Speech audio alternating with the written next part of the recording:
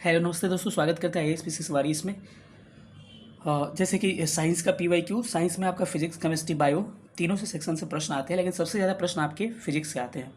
तो जितने आपके प्रश्न पूछे हैं TGT, PGT, PRT 6 to 8 maximum प्रश्न आपको हम कवर करेंगे।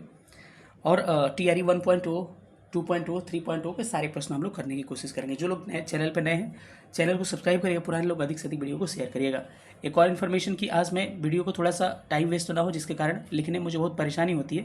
मैं कुछ PDFs का यूज़ किया हूँ या फिर स्कैनिंग फाइल का, इसके लिए बहुत मेहनत करना पड़ता है, तो आप अधिक से अधिक प्यार दीजिएगा। ठीक है, चलिए हम लोग सेशन को स्टार्ट करते हैं और पहले क्वेश्चन पे हम लोग चलते हैं।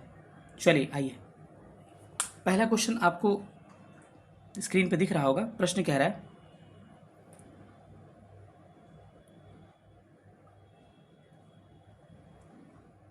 प्रश्न कह रहा है कि भूकंप की तीव्रता का मापन किस मशीन से किया जाता है। ऑलरेडी इस प्रश्न को हम लोग कर चुके हैं ज्योग्राफी वाले सेक्शन में। तो भूकंप हम किससे मापते हैं? सिस्मोग्राफ से हम लोग भूकंप का मेजरमेंट करते हैं। दाब मापते हैं बैरोमीटर से। ठीक है, और थोड़ा सा कुछ चीज़ें हैं, चलिए इसको एक्सप्लेन करते हैं फाइल के माध्यम से। कुछ स्क्रीन पे साथियों दिख रहा होगा आपको, कुछ उपकरण और इसके मेजरमेंट इंस्ट्रूमेंट। लगातार प्रश्न आते हैं। अल्टीमीटर से क्या मापते हैं हम? ऊंचाई का मापक है, मुख्यतः विमानों की ऊंचाई मापते हैं अल्टीमीटर से। एमीटर से क्या मापते हैं? विद्युत धारा। ठीक है, गैल्वेनोमीटर से क्या मापते हैं? विद्युत धारा ही, लेकिन छोटी विद्युत धारा, छोटी जो विद्युत धारा की मात्रा रहेगी तो हम लोग गैल्वेनोमीटर का प्रयोग करते हैं। एनीमोमीटर से क्या मापते हैं? एनीमोमीटर से आपको वायु की वेग मापते हैं। वही ऑडियोमीटर से क्या मापते हैं? ऑडियोमीटर से ध्वनि की तीव्रता मापते हैं, लेकिन ओडोमीटर से वाहन की द्वारा तय चली गई दूरी मापते हैं। ठीक है, इसके अलावा बैरोमीटर से वायुमंडलीय दाब मेजर किया जाता है। कार्डियोग्राफ से क्या मापते हैं? हृदय की गति को रिकॉर्ड किया जाता है। फायदोमीटर से सागर की गहराई का मेजरमेंट किया जाता है। आगे थोड़ा सा हम लोग देखते हैं। इसके अलावा पोटेंशियोमीटर यहाँ मैंने छोड़ा है। पोटेंशियोमीटर से क्या मापते हैं? हम लोग वोल्टेज मापते हैं। इसके अलावा गैल्वेनोमीटर से भी हम लोग क्या कहते हैं, वोल्ट मीटर से भी हम क्या मापते हैं? वोल्टेज या EMF को मापते हैं। इसको नोट करिएगा, आगे होगा है इसमें। इस फाइल में देख पा रहे होंगे आप कि हाइग्रोमीटर से क्या मापते हैं? हाइग्रोमीटर से वायुमंडल की सापेक्ष आर्द्रता। तो ग्रो होगा तो सापेक्ष आर्द्रता, और हाइड्रो होगा तो आपेक्षिक घनत्व। ठीक है, दोनों में अंतर कर लीजिए, very very important question. Lactometer से दूध की गुणवत्ता या फिर घनत्व मापते हैं। मैनोमीटर से द्रवों या गैसों का मापन किया जाता है, दाब का। स्फिग्नोमैनोमीटर से रक्तचाप यानी ब्लड प्रेशर का मेजर करते हैं। स्टेथोस्कोप जो होता है इसको आला कहते हैं, हृदय की गति सुनते हैं इससे। लक्स मीटर से प्रकाश की तीव्रता का मेजरमेंट करते हैं। पायरोमीटर से आपको उच्च तापमान को मेज़र करते हैं। जैसे हायर टेम्परेचर जो होता है, 800 से ऊपर का टेम्परेचर हम लोग पायरोमीटर से करते हैं मेजरमेंट। और ये विकिरण रेडिएशन के माध्यम से इसका हम लोग मेजरमेंट करते हैं। सोनार से महासागर में डूबी हुई वस्तुओं का पता लगाने के लिए हम लोग सोनार का प्रयोग करते हैं। और ये सोनार जो पराश्रव्य तरंग का प्रयोग करते हैं, यानी कि अल्ट्रासोनिक वेव का प्रयोग करता है। रडार से हम लोग रेडियो तरंगों द्वारा वस्तुओं की स्थिति ज्ञात करते हैं। सिस्मोग्राफ से हम भूकंप की तीव्रता मापते हैं। स्केल कौन यूज़ करते हैं? इसके लिए रिक्टर स्केल यूज़ किया जाता है। आगे कहा जाए तो पॉलीग्राफ से हम झूठ का पता लगाते हैं। पायरोहीलियोमीटर से सोलर रेडिएशन ज्ञात किया जाता है। ओडोमीटर से विद्युत चुंबकीय तरंगों की आवृत्ति मापते हैं। अगर पूछे कि सोनार का फुल फॉर्म क्या होता है, तो सोनार का फुल फॉर्म होता है साउंड नेविगेशन एंड रेंजिंग। वहीं कहा जाए रडार का फुल फॉर्म क्या होता है, तो रडार का रेडियो डिटेक्टिंग एंड रेंजिंग। सोनार का काम क्या है कि पराश्रव्य तरंगों का प्रयोग करके, अल्ट्रासोनिक वेव का प्रयोग करके समुद्र में कोई वस्तु डूबी हो या फिर कोई पर्वत पहाड़ नीचे पड़ा हो, तो उसको पता लगाते हैं। मालवा वगैरह को सोनार के माध्यम से पराश्रव्य तरंग टकरा के आती है, उससे आता है। और रेडियो वेव्स में क्या करते हैं? रेडियो तरंगों का प्रयोग करते हैं रडार में। चलिए अगले प्रश्न पर हम लोग मूव करते हैं। इस हिसाब से साथियों इस प्रश्न का आंसर क्या होगा? सिस्मोग्राफ क्या हो जाएगा आपका? भूकंप की तीव्रता इसमें मापते हैं। चलिए अगले प्रश्न पर हम लोग मूव करते हैं। अगला प्रश्न कह रहा है कि वायु में ऑक्सीजन की प्रतिशत कितनी होती है? तो वायु में ऑक्सीजन का प्रतिशत 21% होती है। सबसे अधिक क्या पाया जाता है? नाइट्रोजन कितना? 78%। इसके अलावा दूसरे स्थान पर ऑक्सीजन कितना? 21%। वही तीसरे स्थान पर बात करें आपको आर्गन कितना पाया जाता है? 0.93%। वही चौथे स्थान पर आपका कार्बन डाइऑक्साइड आता है, कितना? 0.03%। यानी सबसे अधिक वायुमंडल में क्या पाया जाता है? नाइट्रोजन पाया जाता है। ठीक है, तो इस प्रश्न का आंसर क्या हो जाएगा? Option A is correct answer. अगले प्रश्न पर हम लोग मूव करते हैं। प्रश्न कह रहा है कि वायुमंडल की किस परत में हवाई जहाज उड़ाई जाती है? तो वायुमंडल का समताप मंडल में क्या उड़ाया जाता है? हवाई जहाज उड़ाया जाता है। इस क्वेश्चन को हमने एक्सप्लेन किया है ज्योग्राफी वाले सेक्शन में, आप वहाँ देख सकते हैं, या फिर EVS के सेक्शन में हम इसको एक्सप्लेन अच्छा से कर देंगे। चलिए अगले क्वेश्चन पर हम लोग चलते हैं। चलिए साथियों एक्सप्लेन ही कर देते हैं, एक बार और कर देते हैं, रिवीजन हो जाएगा। देखिए वायुमंडल की कितनी परतें, 0 से लेकर आपके 18 किलोमीटर तक आपका क्या पाया जाता है, क्षोभमंडल यानी कि ट्रोपोस्फीयर पाया जाता है। 18 से लेकर 50 तक आपको समताप मंडल स्ट्रेटोस्फीयर पाया जाता है। 50 से लेकर 80 तक आपका मेसोस्फीयर मध्यमंडल पाया जाता है। 80 से लेकर 640 तक आयन मंडल आयनोस्फीयर पाया जाता है। और 640 से 1000 तक एक्सोस्फीयर यानी कि बहिर्मंडल पाया जाता है। सबसे पहले ध्यान रखिएगा कि ये क्षोभमंडल जो होता है 0 से 18 किलोमीटर, इसमें मौसम संबंधित गतिविधियां होती है। मतलब बादल लगना, वर्षा होना, सब किस में होगा, क्षोभमंडल में। तो पूछेगा मौसम संबंधित गतिविधियां किस में, क्षोभमंडल में होती है। इसमें याद रखिएगा क्षोभमंडल में टेम्परेचर कम होता है। 165 मीटर ऊपर जाइएगा ना तो 1 डिग्री सेल्सियस टेम्परेचर क्या होगा, कम होगा। वहीं 1000 मीटर या कह सकते हैं 1 किलोमीटर, बात दोनों एक ही हुआ, तब टेम्परेचर 6.5 डिग्री सेल्सियस क्या होता है, कम हो जाता है। अगला है आपका 18 से लेकर 50 किलोमीटर तक क्या, समताप मंडल स्ट्रेटोस्फीयर। और इसी में समताप मंडल में ही 20 से लेकर 35 किलोमीटर तक क्या पाया जाता है, आपका ओजोन परत। तो पूछेगा कि कहाँ से कहाँ तक, तो इसका रेंज अलग अलग बुक में अलग अलग देता है, लेकिन स्टैंडर्ड याद रखिए 20 से 35 किलोमीटर तक ओजोन परत पाया जाता है। तो ओजोन परत किस मंडल में, तो याद रखिएगा समताप मंडल स्ट्रेटोस्फीयर में। कहाँ से कहाँ, 20 से लगभग 35 किलोमीटर तक। ये मंडल जो होता है वायु यान उड़ाने के लिए, जहाज उड़ाने के लिए उपयुक्त होता है, क्योंकि इसमें मौसम संबंधित गतिविधियां नहीं होती है, तो परेशानी नहीं होती है। आगे आइएगा तो यहाँ 50 से लेकर 80 किलोमीटर तक सबसे मध्यमंडल मेसोस्फीयर और सबसे कम टेम्परेचर इसी में पाया जाता है। इसके बाद 80 से लेकर 640 तक आपको पाया जाता है आयन मंडल यानी कि आयनोस्फीयर। इसमें रेडियो तरंगे या फिर दूर संचार की जो वेव्स आती हैं, यही सब होकर टकरा के परिवर्तित होती हैं। आगे पूछेगा कि किस मंडल में उपग्रह स्थापित किया जाता है, तो बाह्य मंडल में। देखिए इसमें रेडियो वेव्स उपग्रह के आकर टकराती है, लेकिन आपको स्थापित होता है किसमें, बहिर्मंडल एक्सोस्फीयर में। इसके साथ ध्यान रखिएगा जो भूस्थितिक उपग्रह होता है, जिसको जियो स्टेशनरी सैटेलाइट कहते हैं, उसको 36,000 किलोमीटर की ऊंचाई पर स्थापित किया जाता है। इसको मैं एक्सप्लेन अच्छा से किया हूँ एक वीडियो में। चलिए अगले क्वेश्चन पर हम लोग चलते हैं। चलिए इस प्रश्न को अब देखा जाए तो वायुमंडल की किस परत में हवाई जहाज, आपको समताप मंडल में हवाई जहाज। क्षोभमंडल में क्या, बादल वर्षा यानी कहे तो मौसम संबंधित गतिविधियां किसमें होती है, क्षोभमंडल में होती है। मध्यमंडल में सबसे कम टेम्परेचर पाया जाता है। इसके साथ अगले क्वेश्चन पे हम लोग चलते हैं।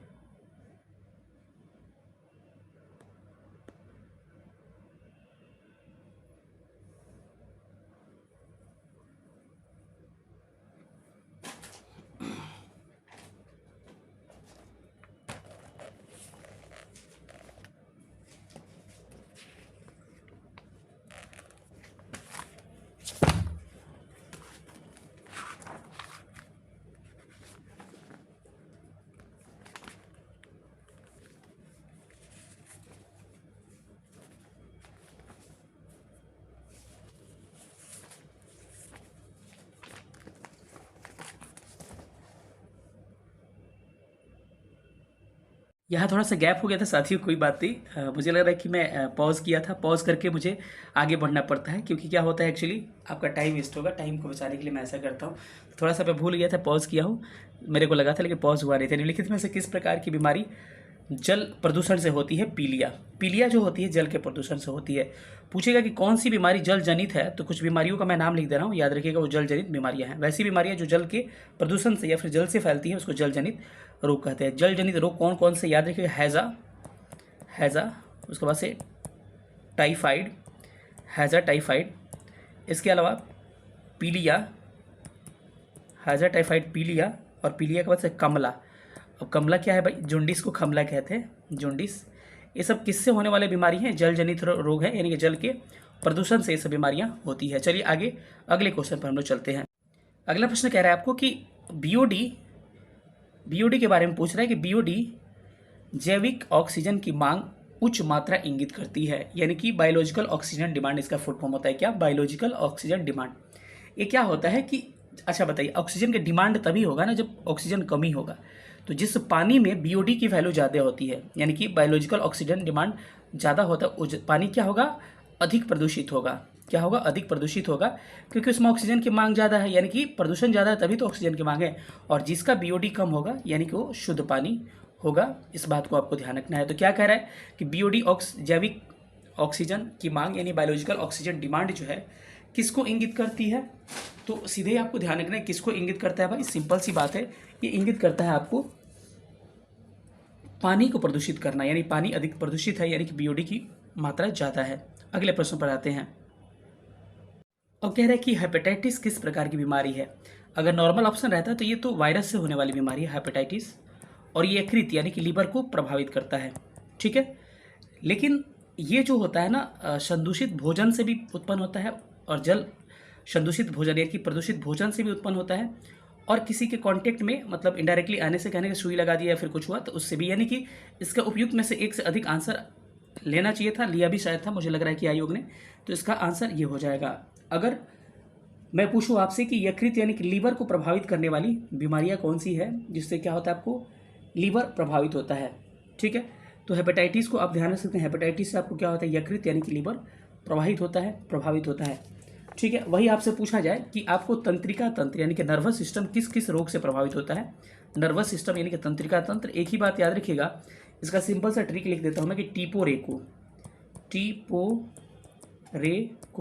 यानी कि मतलब हो गया टी फॉर टिटनस, पो फॉर पोलियो, रे फॉर रेबीज, को फॉर कोड़। कोड़ से क्या, ये तीनों चारों बीमारियों में क्या होता है, नर्वस सिस्टम प्रभावित होता है। पूछता है कि आपको टिटनेस में क्या कौन सा अंग प्रभावित होगा, पोलियो में कौन सा होगा, रेबीज में कौन सा, कोड़ में कौन सा होगा। तो चारों में याद रखिएगा नर्वस सिस्टम प्रभावित होता है। और एक ऐसी कुछ बीमारियां हैं जिसमें आंत प्रभावित होता है, जिसका आप ट्रिक याद रखिएगा, पेटा है, बेटा है नहीं, पेटा है। पेटा है का मतलब क्या होगा, हैजा है का मतलब क्या, पे मतलब कि पेचिस, और टा मतलब टाइफाइड, और है मतलब कि हैजा।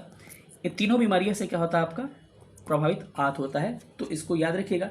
यकृत को प्रभावित करने वाली बीमारियां कौन सी है, थोड़ा सा इसको भी हम एक बार देख लेते हैं।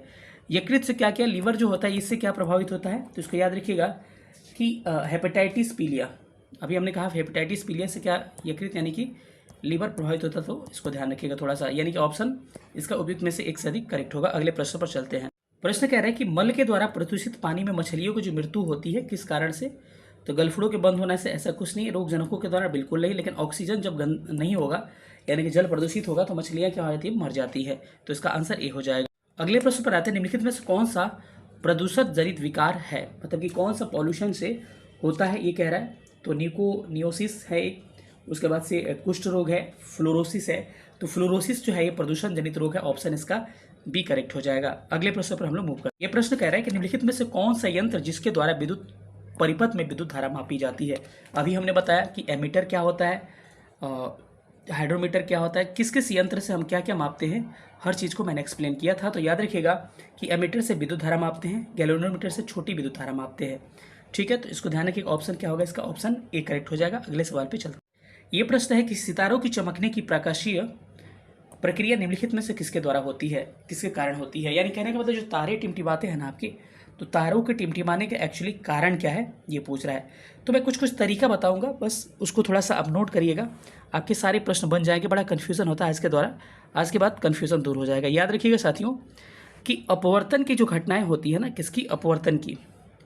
तो अपवर्तन की जो घटनाएं होती है, तो अपवर्तन की घटना में एक्चुअली होता क्या है कि अपवर्तन झूठी घटनाएं होती है। कैसी घटनाएं, अपवर्तन जो होती है झूठी घटनाएं होती है। तो जब भी झूठी घटना हो तो झूठी घटना के लिए क्या याद रखिएगा, अपवर्तन यानी रिफ्रैक्शन। अपवर्तन जैसे कि पानी में पड़ा हुआ छड़ी का टेढ़ा दिखाई देना, मछली का ऊपर दिखाई देना, इसके अलावा तारों का टिमटिमाना। ऐसे होता नहीं, तारे टिमटिमाते नहीं, मछली ऊपर थोड़े आ जाती है, नहीं। या फिर आपको पानी के तली का ऊपर दिखाई देना, सिक्का का ऊपर उठाना, ये सारी घटनाएं नहीं है, झूठी घटनाएं हैं। तो जब झूठी घटनाएं हैं तो याद रखिए अपवर्तन होगा। या फिर कहते हैं सूर्योदय और सूर्यास्त के समय 2 मिनट पहले और 2 मिनट बाद तक सूर्य दिखाई देना, लेकिन लाल वाला नहीं, सूर्योदय से पहले और सूर्यास्त के बाद सूर्य 2 मिनट बाद 2 मिनट पहले तक दिखाई देना। सारी झूठी घटनाएं आपको क्या होती है, अपवर्तन होती है, यानी कि रिफ्रैक्शन होती है। अगर कहा जाए कि वही आपसे पूछा जाए कि प्रकीर्णन, scattering of light, scattering of light में क्या होता है, तो जिसमें कलर की बात आ जाए, कलर की, तो समझिए रंग की बात आ जाए तो स्कैटरिंग ऑफ लाइट यानी प्रकीर्णन होगा। उदाहरण के लिए सूर्योदय सूर्यास्त से समय सूर्य का लाल दिखाई देना, आकाश का नीला दिखाई देना, समुद्र का नीला दिखाई देना, ये सारी घटनाएं क्या है, ये कलर वाली घटनाएं हैं, तो इसीलिए प्रकीर्णन होती हैं, स्कैटरिंग ऑफ लाइट। ये तरीका है मेरे को याद कराने का। अगला जो है आपका क्या होता है, अगला है टोटल इंटरनल रिफ्रैक्शन, यानी कि पूर्ण आंतरिक परिवर्तन। तो जिसमें चमकेगा कोई चीज़ ना, चमकेगा तो पूर्ण आंतरिक परिवर्तन, या कटा हुआ हीरा का चमकना, परखनली का, टूटे हुए परखनली का चमकना, और रेगिस्तानों में मृगमक्षिका का चमकना, या फिर ये सारी घटनाएं क्या होती है, टोटल इंटरनल रिफ्लेक्शन। लेकिन एक और ध्यान रखिएगा, ऑप्टिकल फाइबर भी, ये चमकने वाला नहीं है लेकिन थोड़ा सा एक अलग एक्सेप्शन है। ऑप्टिकल फाइबर भी किस पे काम करता है, आपको किस घटना पे, आपको टोटल इंटरनल रिफ्लेक्शन यानी कि पूर्ण आंतरिक परावर्तन की घटना पर काम करता है। अब चलिए आते हैं इस प्रश्न का आंसर क्या होगा। कह रहा है प्रश्न कि सितारे चमकते हैं यानी कि तारों का टिमटिमाना, सिंपल सी बात है। तो ये चूंकि तारे टिमटिमाते नहीं हैं, प्रतीत होते हैं टिमटिमाना, ये झूठी घटना है, इसीलिए क्या हो जाएगा, इसीलिए इसका आंसर क्या हो जाएगा, वायुमंडलीय अपवर्तन, ऑप्शन सी करेक्ट हो जाएगा। अगला प्रश्न कह रहा है कि पर्सलीन मग में गर्म चाय पीना सुविधाजनक है स्टील के गिलास के कंपेयर में। तो स्टील के गिलास नहीं, देख तो हाथ जलने लगता है, लेकिन वही नॉर्मल पर्सलीन का मग टाइप का होता है जो कि प्लास्टिक की तरह दिखता है, तो उसमें चाय पीना थोड़ा सा आसान होता है। इसका एक्चुअली रीज़न क्या होता है, तो इसका एक्चुअली रीज़न क्या होता है कि पर्सलीन ऊष्मा का कुचालक होता है। तो जो कुचालक होगा क्या होगा, आपको एक जगह से दूसरी जगह आपको हिट नहीं जा पाएगा तो हाथ जलेगा नहीं, लेकिन स्टील जो होता है सुचालक होता है तो हाथ जलने लगता है। इसका आंसर क्या हो जाएगा, सी करेक्ट हो जाएगा। अगले क्वेश्चन पे आते हैं। चलिए, तो क्या कह रहे हैं कि अवतल दर्पण द्वारा बनाया गया प्रतिबिंब। देखिए, अवतल दर्पण में एक कंडीशन ऐसा होता है, जो वस्तु फोकस और पोल यानी कि फोकस और ध्रुव के बीच में होती है, तो उस समय प्रतिबिंब दर्पण के पीछे बनता है और सीधा और आभासी बनता है। जब सीधा बनेगा आभासी भी बनेगा, सीधा आभासी बनता है। बाकी सारी कंडीशंस में क्या होते हैं, अवतल दर्पण में यानी कनकेव मिरर में प्रतिबिंब क्या होता है, उल्टा और वास्तविक बनता है। जैसे कि अनंत पे रखिएगा तो कहाँ पर बनेगा, फोकस पे बनेगा और वस्तु का बिंदु मात्र का बनेगा, और उल्टा और वास्तविक होगा। अगर वक्रता केंद्र तथा अनंत के बीच में रखिएगा तो कहाँ बनेगा, फोकस और किसके बीच में, वक्रता केंद्र सेंटर ऑफ कर्वेचर के बीच में बनेगा, और कहाँ पर छोटा बनेगा, वास्तविक उल्टा बनेगा। तीसरा कंडीशंस पे आते हैं, वक्रता केंद्र सी पर रखिएगा तो वक्रता केंद्र पर ही बनेगा, वस्तु के बराबर बनेगा। इसके अलावा आपसे पूछा जाए कि अगर फोकस पे रखिएगा तो अनंत पे बनेगा और बहुत ही बड़ा बनेगा। ठीक है, अगर फोकस तथा वक्रता केंद्र के बीच में रखिएगा, फोकस और सेंटर ऑफ कर्वेचर के बीच में, तो क्या बनेगा, वक्रता केंद्र तथा अनंत के बीच बनेगा, सी और इन्फिनाइट के बीच बनेगा, लेकिन क्या बनेगा, बड़ा बनेगा। ठीक है, लेकिन एक ही कंडीशन होता है जब सीधा और आभासी बनता है, जब वस्तु फोकस और ध्रुव के बीच में, याद रखिएगा फोकस और ध्रुव के बीच में रखी जाएगी तो लेकिन इसीलिए एक्सेप्शन माना जाता है इसको। तो कहा जाता है कि इसमें प्रतिबिंब जो बनता है हमेशा वास्तविक ही कहा जाता है, एक कंडीशन को छोड़ के। तो इसको थोड़ा सा ध्यान रखिएगा, ऑप्शन सी इसका करेक्ट हो जाएगा। एक बात आपको ध्यान रखना है कि अवतल दर्पण उत्तल दर्पण का आपको एप्लीकेशन पूछता है कि कहाँ प्रयोग करते हैं। तो ध्यान रखिएगा साथियों, अवतल दर्पण का हम प्रयोग कहाँ करते हैं, जहाँ पे वस्तुओं को छोटा से बड़ा करना होता है। जैसे कि आप कहें दाढ़ी बनाने में, अच्छा दाढ़ी बनाइएगा तो छोटा दाढ़ी होगा तो उसको बड़ा करिएगा तभी ना आपको दिखेगा दाढ़ी बनाने में। इसके बाद आँख नाक कान के जो डॉक्टर होते हैं वो भी प्रयोग करते हैं छोटा को बड़ा देखने के लिए। गाड़ी के हेडलाइट के में यूज़ किया जाता है, सर्च लाइट में प्रयोग किया जाता है। इसके अलावा सोलर कुकर में प्रयोग किया जाता है, सोलर कुकर में। लेकिन अगर पूछा जाए उत्तल दर्पण यानी कन्वेक्स मिरर का कहाँ प्रयोग करते हैं, प्रतिबिंब को छोटा करने के लिए। जैसे कि साइड मिरर में, गाड़ी का साइड मिरर जो होता है उसमें कौन सा, उत्तल दर्पण का प्रयोग किया जाता है। वहीं आपसे इसके अलावा पूछा जाए तो इसका और एक जगह प्रयोग किया जाता है सोडियम परावर्तक लैंप में, सोडियम परावर्तक लैंप में, थोड़ा इसको भी ध्यान रखिएगा। चलिए, इसमें वास्तविक और सीधा आभासी और सीधा मैक्सिमम टाइम प्रतिबिंब बनता है, इस बात को ध्यान रखिए। इसका आंसर क्या होगा, ऑप्शन सी करेक्ट हो जाएगा। अब सवाल ये पूछ रहा है कि निम्न में लिखित में से कौन सा एम्फोटेरिक अणु है। अब एम्फोटेरिक अणु क्या होते हैं, वैसे अणु जो कि एसिड और बेस दोनों के साथ क्या करते हैं, रिएक्शन करते हैं। एसिड प्लस बेस दोनों के साथ रिएक्शन करते हैं, इसको एम्फोटेरिक कहते हैं। और इसमें जल भी आता है, एसिटिक एसिड आता है, मैलिक एसिड भी आता है। तो उपयुक्त में से एक से अधिक इसका करेक्ट हो जाएगा। तो इसमें देखिएगा तो लुईस की अवधारणा जो है इसमें प्रोटोनिक एसिड और क्षार दोनों की व्याख्या करते हैं। तो इसमें से उपयुक्त में से एक से अधिक क्या हो जाएगा, करेक्ट आंसर हो जाएगा। अगले प्रश्न पर आते हैं, कह रहे हैं कि उदासीनीकरण प्रक्रिया क्या है।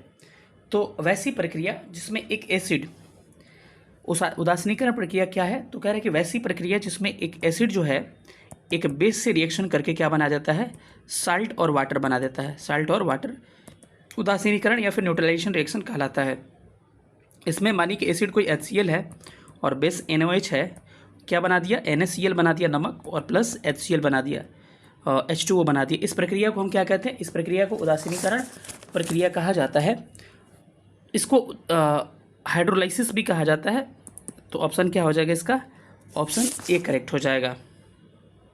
साथियों इस पे विवाद मत करिएगा। कई लोगों को लगेगा कि आरएनए से प्रोटीन बनता है। प्रोटीन बनता है आरएनए से, लेकिन डीएनए का कौन सा भाग प्रोटीन को सूचना देता है? जीन जो होता है आनुवांशिक इकाई होती है, और ये जीन से ही डीएनए का एक भाग जो एक प्रोटीन के लिए जानकारी प्रदान करता है, और उसे जीन कहा जाता है। प्रत्येक गुण में जीन कितने होते हैं? कितने क्रोमोसोम होते हैं? 46 होते हैं। अगर पेयर में कहा जाए तो 23 जोड़ा होता है। तो सूचना कौन देता है? जीन देता है। वही माइटोकॉन्ड्रिया को कहा जाता है पावर हाउस ऑफ सेल कहा जाता है माइटोकॉन्ड्रिया को। इन सब बातों को ध्यान रखिएगा। वही आपसे फुल फॉर्म पूछा जाए कि डीएनए आरएनए का फुल फॉर्म क्या होता है, तो डीएनए का फुल फॉर्म होता है DNA dioxy ribo nucleic acid, और आरएनए का फुल फॉर्म होता है राइबो न्यूक्लिक एसिड। तो इसको थोड़ा सा ध्यान रख सकते हैं। चलिए अगले प्रश्न पर चलते हैं। ये प्रश्न कह रहा है कि कोई बीमारी यदि नॉन ह्यूमन प्राणी से, मतलब कि अगर मानव नहीं है, किसी मनुष्य में पहुंचता है, मतलब बिना मनुष्य का मनुष्य से पहुंचता है, तो उसको क्या कहते हैं? उसको हम लोग संक्रामक बीमारी कहते हैं। जैसे कि नहीं होता है कोई फैला देती है, तो इसको क्या कहते हैं हम लोग? संक्रामक बीमारी के नाम से जाना जाता है। तो इसका 18 का आंसर क्या हो जाएगा?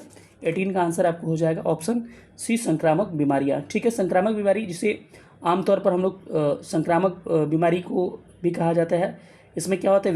एक व्यक्ति से दूसरे व्यक्ति के बीच फैलता है। इस प्रकार की बीमारी का कारण क्या होता है? संक्रामक भोजन हो गया, मिट्टी हो गया, जल हो गया, संपर्क में आना। ठीक है,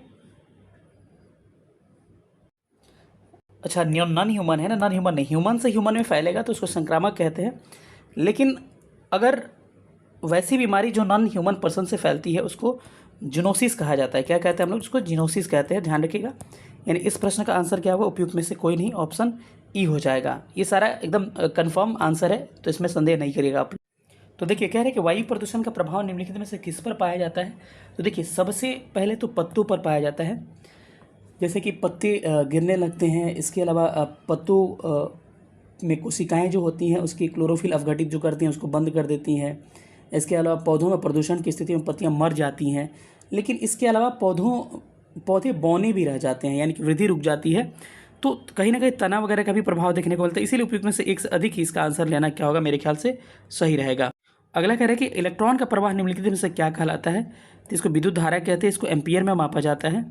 ठीक है, तो जो इलेक्ट्रॉन की दिशा होती है उसके विपरीत क्या होता है? विद्युत धारा की दिशा होती है। ठीक है, अब इसको मापते किससे? एमीटर से मापते हैं। किसको? विद्युत धारा को। इसको ध्यान रखिएगा। ठीक है, कह रहे कि आपेक्षिक घनत्व का मात्रक क्या होता है? ध्यान रखिएगा साथियों, आपेक्षिक घनत्व का मात्रक kg/m³ होता है। तो इन सब बातों को आपको ध्यान रखना है कि किसका मात्रक क्या होता है। इसके अलावा कहिएगा तो कुछ मात्रक मैं आपको बोल दूंगा ताकि आपके एग्जाम में थोड़ा सा पूछा जाएगा तो आपको परेशानी। तो कुछ मात्रक जो आपके एग्जाम के लिए इंपॉर्टेंट है उसको थोड़ा सा देख लीजिएगा। अगर मैं आपसे पूछूं कि एक पूछा जाता है आपको कि समय का तो जानते हैं सब कोई, लेकिन कार्य और ऊर्जा का दोनों का मात्रक क्या होता है? जूल होता है। तो थोड़ा सा इसको आप ध्यान रख सकते हैं। कार्य ऊर्जा का जूल हो जाता है। विद्युत धारा का हमने बताया कि एम्पियर हो जाता है। विभवांतर का वोल्ट हो जाता है। उसके अलावा कहा जाए आपसे कि बल का क्या होता है? न्यूटन होता है, ऐसा ही मात्रक। उसके बाद से डाइन होता है उसका सीजीएस मात्रक। इसके अलावा आपसे पूछा जाए चाल का मीटर प्रति सेकंड हो जाता है। वेग का भी वही हो जाता है। आवृत्ति का हर्ज होता है। इसके अलावा आपसे पूछा जाए संवेग का क्या होता है? संवेग का होता है आपका kg/m/s। और आवेग का पूछा जाए तो आवेग का न्यूटन सेकंड होता है। दाब का पास्कल होता है। इसके अलावा शक्ति का वाट होता है। इसके अलावा आपसे पूछा जाए और क्या हो सकता है इंपॉर्टेंट? विद्युत आवेश का कूलाम होता है। विद्युत प्रतिरोध का क्या होता है? ओम होता है। वही प्रतिरोधकता का क्या होता है? ओम मीटर होता है। इसके अलावा आपसे पूछा जाए और विद्युत धारिता का फैराडे होता है। इसके अलावा विद्युत प्रेरक का हेनरी होता है। ठीक है, विद्युत प्रेरकत्व पूछा जाए तो क्या होता है? ओम सेकेंड हो जाता है। वही आपसे पूछा जाए तरंग दायरे का क्या होता है? एंगस्ट्रॉम होता है। ध्वनि की तीव्रता किस में मापते हैं? डेसिबल में मापते हैं। और ज्योति फ्लक्स का आपका ल्यूमेन होता है। तो ये सारे आपको ध्यान रखना है, थोड़ा सा इंपॉर्टेंट है ये सारे कंसेप्ट आपके। चलिए थोड़ा सा अगले पे चलते हैं कि कुछ और चीज़ें देखते हैं। ये प्रश्न कह रहा है कि यदि हम कपूर को खुले बर्तन में रखें तो मात्रा घटती जाती है। इस प्रक्रिया को क्या कहते हैं? देखना है, कपूर उड़ने लगता है। ठीक है, तो कपूर के उड़ने की जो प्रक्रिया होती है, क्या अवक्षेपण होगा, संघनीकरण होगा, या फिर आपका उत्पादन होगा, इसका क्या करेक्ट आंसर हो जाएगा।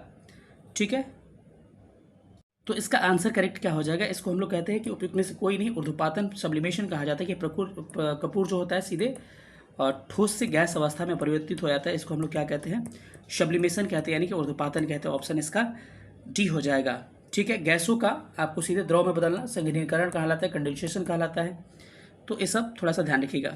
अगला प्रश्न कह रहा है आपको कि कमरे के ताप पर द्रव अवस्था में पाए जाने वाली धातु का नाम क्या है। तो कमरे के ताप पर द्रव अवस्था में पाए जाने वाले धातु का नाम क्या है आपका, क्या हो जाएगा, पारा हो जाएगा। तो पारा लेड हो जाएगा। वही गैलियम भी जो होती है कमरे के हाथों पे रखिएगा तो क्या हो जाएगा, गैलियम भी आपको क्या होने लगता है, आपको पिघलने लगता है। वही ब्रोमीन की खास बात क्या है, ब्रोमीन किस अवस्था में पाई जाती है, आपको ब्रोमीन अधातु होते हुए भी द्रव अवस्था में पाई जाती है। थोड़ा सा इनको अंतर स्पष्ट करके रखिएगा। ध्वनि का मेजरमेंट किससे किया जाता है भाई, डेसिबल से किया जाता है। तो क्या हो जाएगा आपका डेसिबल। तो इसमें ऑप्शन में नहीं है तो क्या होगा, उपयुक्त में से एक से कोई नहीं, इसका आंसर हो जाएगा। अगले प्रश्न पर आते हैं। अगला प्रश्न कह रहा है कि निम्नलिखित में से किसके पास उच्च ऊर्जा तथा तरंग दैर्घ्य छोटी होती है। प्रश्न कह रहा है कि निम्नलिखित में से किसके पास उच्च ऊर्जा और छोटा तरंग दैर्घ्य, मतलब कि तरंग दैर्घ्य वेवलेंथ छोटा होगा। इस कंसेप्ट से इतने सवाल पूछे जाते हैं ना, चाहे ये लाइट वाला चैप्टर हो गया या फिर साउंड वाला। तो इसमें आपको एक चार्ट में बताऊंगा, चार्ट को समझाऊंगा, चार्ट को आसानी से देखिएगा, सारे प्रश्न आपके बन जाएंगे। चलिए हम लोग चार्ट को देखते हैं। साथियों, इस चार्ट को देख पा रहे होंगे आप लोग। इस चार्ट में जो आपको तरंगे दे रखी हैं, ये क्या है, विद्युत चुंबकीय तरंगे हैं, यानी कि इलेक्ट्रोमैग्नेटिक वेव्स है। इलेक्ट्रोमैग्नेटिक वेव्स क्या होती है, वैसी तरंगे जो प्रकाश की चाल से, यानी कि 3 × 10⁸ जो प्रकाश की चाल होती है, 3 × 8 10⁸ मीटर प्रति सेकंड के चाल से चलती है। इसको हम लोग क्या बोलते हैं, प्रकाशीय तरंग या फिर विद्युत चुंबकीय तरंग के नाम से जानते हैं। कुछ तरंगे ऐसी होती है जो विद्युत चुंबकीय तरंग नहीं होती है, जैसे कि उसका नाम नोट कर लीजिएगा, जैसे कि ध्वनि तरंगे हो गई। ध्वनि तरंगों के अलावा आपका कैथोड रे, कैनाल रे, ये सब क्या होती है, अल्फा बीटा किरणें, ध्वनि किरणें, पराश्रव्य, अल्ट्रासोनिक वेव्स हो गया, कैनोल, कैथोड, कैनाल, सारी क्या होती है, विद्युत चुंबकीय तरंगे नहीं होती है वो। ठीक है, लेकिन विद्युत चुंबकीय तरंगों की आपको इस पर क्वालिटी दिखा रहा हूँ कि क्या क्या इससे सवाल पूछे जाएंगे। एक बात याद रखना मेरे भाई, कि अगर आप ऊपर से नीचे आओगे ना, एक चीज़ मेरा देखिएगा, कह रहे कि अगर देखिए किसको किसको ध्यान रखना, गामा किरणें, गामा किरणों का खोजकर्ता याद रखना पड़ेगा, पाल बिलार्ड ने किया था। एक्स किरण का रंटजन ने किया था। परावैंगनिक का रिटर ने किया था। दृश्य का न्यूटन ने किया था। औरक्त यानी कि कह सकते हैं आपको इंफ्रारेड का किसने किया था, हर्शल ने किया था। लघु का हेनरी ने किया था। और दीर्घ तरंगों को मार्कोनी ने किया था। लघु रेडियो तरंगों को रेडियो तरंग भी कहा जाता है, इसको ध्यान रखिएगा। गामा किरण का नामकरण रदरफोर्ड ने किया था। अब इसमें समझने वाली क्या बात है, ध्यान से सुनिएगा, वेरी वेरी इंपॉर्टेंट क्वेश्चन, यहाँ से एकदम निश्चित रूप से सवाल आता है। यहाँ से याद रखिएगा साथियों कि तरंग दैर्घ्य यानी कि वेवलेंथ जो होता है, तरंग दैर्घ्य देखना कि कम है, 10⁻⁻14 है, 10⁻10 है, 10⁻8 है, 10⁻7 घट रहा है ना। तो अगर देखिएगा वेवलेंथ जो होता है, वेवलेंथ क्या होता है, वेवलेंथ ऊपर से नीचे आते हैं इस लिस्ट में पूरा आपका नाम क्रम से याद होना चाहिए। गामा, एक्स, पराबैंगनी यानी कि अल्ट्रा वायलेट हो गया, दृश्य विजिबल हो गया, औरक्त इंफ्रारेड हो गया, रेडियो यानी कि लघु तरंगे, दीर्घ तरंगे, सारे का क्या होना चाहिए, ऊपर से नीचे क्रम आपको याद होना चाहिए कि कैसे ऊपर से नीचे है। तो ऊपर से नीचे आइएगा तो इसका वेवलेंथ क्या हो रहा है, बढ़ रहा है, 10⁻⁻14 है, ये 10⁻−10 है, 10⁻−8 है। पावर माइनस वाला कम होता है तो उसकी वैल्यू बढ़ती है, मतलब कि यानी कि उसका वेवलेंथ क्या है, ऊपर से नीचे आने पर वेवलेंथ क्या हो रहा है, इसका बढ़ रहा है, समझ गए, तरंग दैर्घ्य बढ़ रहा है। लेकिन ऊपर से नीचे आइएगा तो इसकी आवृत्ति जो होती है, फ्रीक्वेंसी जो होती है, ये क्या हो रही है, घट रही है। ये प्लस वाला पावर है, 20 हो गया, 18 हो गया, 16। तो इस कंसेप्ट को ध्यान रखिएगा, इसी से पूछा जाएगा कि इसमें किसकी वेवलेंथ क्या होती है। अब एनर्जी की बात करते हैं। एनर्जी जो होता है लैम्डा का इन्वर्सली प्रोपोर्शनल होता है। मैंने कहा energy inversely proportional to lambda, यानी कि तरंग दैर्घ्य जितना बढ़ेगा एनर्जी उतनी घटेगी। यही पे नहीं काम करेगा, जब कलर पढ़िएगा वहाँ पे भी काम करेगा ये। तो याद रखना कि साथियों के ऊपर से नीचे जब आती हो तो वेवलेंथ क्या होता है आपका, घटता है, बढ़ता है, वेवलेंथ बढ़ता है। देन ऊपर से सबसे कम है और सबसे ज़्यादा ऊपर है, ये कम हो रहा है, ये कम हो रहा है, ये कम हो रहा है, ये कम हो रहा है, नीचे और भी कम हो गया, एक पे आ गया, मतलब कम हो रहा है यानी कि बढ़ रहा है। तो ऊपर से नीचे आने पर वेवलेंथ बढ़ रहा है, वेवलेंथ बढ़ रहा है यानी कि एनर्जी घट रहा होगा, समझ रहे हो मेरी बातों को ना कि पावर माइनस वाला पावर घट रहा है इनके बढ़ रहा है, तो जब भी आपका वेवलेंथ क्या होगा, बढ़ेगा तो एनर्जी घटेगा। इसका मतलब यही हुआ 1/λ का मतलब इन्वर्सली प्रोपोर्शनल, यानी कि व्युत्क्रमानुपाती का मतलब क्या होता है कि एक चीज़ बढ़ेगा दूसरा घटेगा। तो लेमडा बढ़ेगा तो एनर्जी घटेगी, लेमडा घटेगा एनर्जी बढ़ेगी। तो ऊपर से नीचे आ रहे हो तो क्या हो रहा है, लेमडा बढ़ रहा है तो एनर्जी क्या होगी, घटेगी, यानी कि नीचे वाले की एनर्जी सबसे कम होगी और सबसे ज़्यादा एनर्जी किसकी होगी, पहले की। तो जब भी ऑप्शन आए तो एनर्जी के लिए, वेवलेंथ के लिए आए तो ऊपर वाला क्या होगा, वेवलेंथ सबसे कम, नीचे आके घट रहा है ना, बढ़ रहा है ना, उससे ज़्यादा वेवलेंथ किसका होगा, एक्स का, उससे ज़्यादा परावैग्निक का, उसके ज़्यादा दृश्य का, फिर अवरक्त का। वेवलेंथ की बात हो गई। लेकिन एनर्जी की बात करें ना साथियों, तो सबसे कम तरंग दैर्घ्य जिसका होगा इन्वर्सली है, तो सबसे कम तरंग दैर्घ्य जिसका, सबसे अधिक एनर्जी उसका। तो पूछा जाए कि निम्न में से एनर्जी सबसे ज़्यादा किसका, तो गामा किरणें का। सबसे कम तरंग दैर्घ्य किसका, गामा किरणें का। ठीक है, तो कम जिसका एनर्जी उसका तरंग दैर्घ्य ज़्यादा। तो अगर ऑप्शन गामा नहीं रहता है, अगर निम्न में से, तो याद रखिए ऊपर वाला जितना जितना लिस्ट में ऊपर रहेगा ना, कंपेयर करिएगा। मानिए ऑप्शन दे दिया आपको यहाँ से, ये 4 दे दिया, परावैग्निक, एक्स, दृश्य और रक्त, कहेगा किसकी एनर्जी ज़्यादा है, तो इसमें ऊपर कौन है लिस्ट में, एक्स वाला है तो एक्स को टिक करिएगा। किसकी एनर्जी कम है, तो नीचे वाले की एनर्जी कम। इसमें वेवलेंथ किसका ज़्यादा होगा, वेवलेंथ नीचे वाले का ज़्यादा होगा, या नीचे आने से बढ़ता है घटता है। और प्रश्न पूछा क्या था, प्रश्न था कि निम्नलिखित में से किसके पास उच्च ऊर्जा और छोटा तरंग दैर्घ्य होता है। और ऑप्शन था, मेरे पास क्वेश्चन दिख रहा है, ऑप्शन था परावैग्निक, दृश्यमान विकिरण और अवरक्त विकिरण। तो इसमें कह रहा है कि उच्च ऊर्जा, तो उच्च ऊर्जा पहला ऑप्शन था परावैग्निक। परावैग्निक कहाँ भाई, ये है परावैग्निक, 1 नंबर हो गया आपको। उसके बाद से क्या है, दृश्यमान, दृश्यमान उसके नीचे आ रहा है 2। उसके बाद से आ रहा है अवरक्त, अवरक्त कहाँ चला गया भाई, अवरक्त इसके नीचे आ गया 3। उसके बाद से अगला है उपयुक्त में से एक से अधिक। तो कह रहे किसकी उच्च ऊर्जा है, तो भाई जो ऊपर रहेगा उसी की ऊर्जा ना, ऊपर ऊर्जा ऊ, ठीक है। तो परावैग्निक का क्या होगा, परावैग्निक का ऊर्जा ज़्यादा होगा, और ऊर्जा ज़्यादा होगा तो तरंग दैर्घ्य क्या होगा, कम होगा। क्यों, क्योंकि इस जो ऑप्शन दिया है 3, इसमें सबसे ऊपर क्या है आपका, परावैग्निक ही है। अब आइए क्वेश्चन को थोड़ा देखते हैं हम लोग। प्रश्न यही था कि निम्नलिखित में से किसके पास उच्च ऊर्जा और छोटा तरंग दैर्घ्य होता है, यानी कि एनर्जी क्या हो, ज़्यादा और लेमडा क्या कम हो।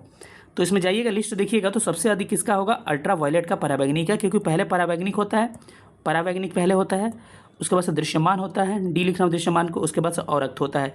तो इसमें ऊपर कौन है, मैं कह रहा हूँ ऊपर ऊर्जा, ऊपर वाले का ऊर्जा ज़्यादा होगा, तो इसमें ऊपर परावैग्निक है। अगर परावैग्निक नहीं रहता, ऑप्शन में गामा और एक्स रहता, तो गामा का सबसे अधिक होता। ठीक है, तो ऑप्शन के हिसाब से इसका आंसर क्या होगा, ए हो जाएगा। मुझे लग रहा है कि आपको चीज़ें समझ में आ गई। बहुत मेहनत लगता है दोस्तों, इतना आसानी से कोई नहीं बता पाता इन चीज़ों को, इतना स्कैन करना, इतना PDF का जुगाड़ करना, उसके बाद मैं एक्सप्लेन कर पाता हूँ। चलिए अगले क्वेश्चन पर आते हैं। प्रश्न कह रहा है कि माता पिता से संतति लक्षणों पहुंचने की प्रक्रिया को क्या कहता है, आनुवंशिकता, जेनेटिक्स कहा जाता है। इसकी खोज मेंडल ने किया था, और मेंडल ने एक मटर के पौधे का प्रयोग किया था, पी का, सबको पता होना चाहिए। ठीक है, जीन का खोज जॉनसन ने किया था, जॉनसन ने जीन की खोज किया था। अगले क्वेश्चन पर आते हैं। कह रहा है कि ओम के नियम के सत्यापन के लिए ध्यान रखने वाली बातें, एमीटर को श्रेणी क्रम में और वोल्टमीटर को समानांतर क्रम में जोड़ना चाहिए। यही स्टेटमेंट आपका सही है। एमीटर को समानांतर क्रम में नहीं, एमीटर को श्रेणी क्रम में जोड़ा जाता है, और वोल्टमीटर को समानांतर में श्रेणी क्रम में नहीं। ठीक है, तो ये स्टेटमेंट ओम का स्टेटमेंट क्या है कि किसी में भौतिक परिस्थितियाँ क्या होगी, इक्वल होगी। भौतिक होती की याद मत रखना, अगर ताप वगैरह क्या होगा, समान होगा। अगर कोई तार लेके जाते हो, उसका टेम्परेचर वगैरह समान है, तो अगर V बढ़ेगा तो उसी अनुपात में क्या बढ़ेगा, उसका धारा भी बढ़ेगा, यानी कि I भी बढ़ेगा। सिंपल सा बात यही होता है। इससे निकल के V बराबर IR आता है। और इसी पे एक इक्वेशन पूछ दिया था कि R बराबर क्या होता है, VI। तो ओम का नियम यही होता है, ध्यान रखना। अगला प्रश्न कह रहा है कि लोहे के बुरादे में तनु हाइड्रोक्लोरिक अम्ल यानी कि HCl डालने पर क्या होता है, हाइड्रोजन गैस निकलता है और आयरन क्लोराइड बन जाता है। तो ऑप्शन क्या होगा, C करेक्ट हो जाएगा। अगले प्रश्न पर आते हैं कि बाढ़ को रोकने के लिए सबसे उत्तम विधि, चूँकि ये इन्वायरमेंट और चूँकि किसका चीज़ हो गया, आपको ज्योग्राफी का हो गया, लेकिन कोई बात नहीं है, इसको देख लेते हैं। क्या होगा, वनारोपण। वन की कटाई करेगा नहीं, ओवरग्रेजिंग करेगा नहीं, यानी कि वन लगाइएगा तो क्या होगा, बाढ़ रुकेगा। इसके अलावा हम लोग शोपानी खेती करते हैं, पहाड़ी खेती करते हैं। बाढ़ को रोकने की बात कर रहे हैं ना, बाढ़ को रोकने की, तो क्या हो जाएगा, वनारोपण करेंगे तो क्या होगा, जलवायु परिवर्तन नहीं होगा, वो जंगल थोड़े काटेंगे। तो क्या होगा, ऑप्शन इसका ए करेक्ट होने वाला है। चलिए अगले प्रश्न पर आते हैं। अगला प्रश्न कह रहा है कि खाने के डिब्बों पर जिंक के बजाय टीन की परत क्यों चढ़ाई जाती है। ठीक है, तो इसका कारण क्या है कि टीन के तुलना में जिंक क्या होता है, अधिक प्रतिक्रियाशील होता है। तो इसीलिए हम लोग खाने के डिब्बे में जिंक के बजाय टीन चढ़ाते हैं, क्योंकि टीन की तुलना में क्या होता है, जिंक ज़्यादा प्रतिक्रिया होगा, तो प्रतिक्रिया रिएक्शन करने की संभावनाएं ज़्यादा होगी, इसीलिए हम लोग इसको चढ़ाते हैं। ऑप्शन इसका बी करेक्ट हो जाएगा। अंडाशय द्वारा कौन सी कार्य किया जाता है? अंडाशय जो होता है महिलाओं की क्या होती है, जननांग होती है, उसका एक पार्ट होता है। तो अंडाशय द्वारा क्या क्या होता है, कह रहे हैं कि प्रोजेस्टेरॉन का स्त्रावण, बिल्कुल सही है। इसके अलावा कह रहा है कि डिंब का निर्माण, ये भी सही है। एस्ट्रोजन का स्त्राव, ये भी सही है, यानी कि उपयुक्त में से एक शादी जो है। अच्छा, टेस्टोस्टेरोन किसका है? टेस्टोस्टेरोन जो है आपका किसका, पुरुषों का क्या है, ये पुरुषों का हार्मोन है, इसको ध्यान रखिएगा। अगले प्रश्न पर चलते हैं। अगला प्रश्न कह रहा है कि इमली में कौन सा अम्ल पाया जाता है?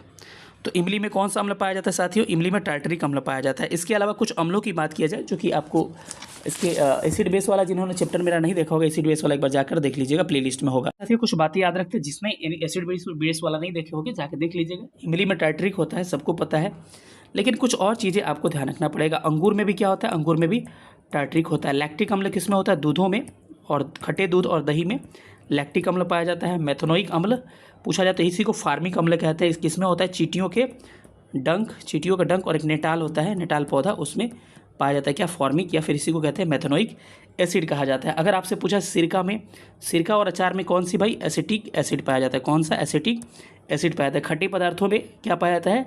आपका सिट्रिक एसिड, जैसे कि नींबू हो गया, संतरा हो गया, इसमें सिट्रिक एसिड पाया जाएगा। ठीक है।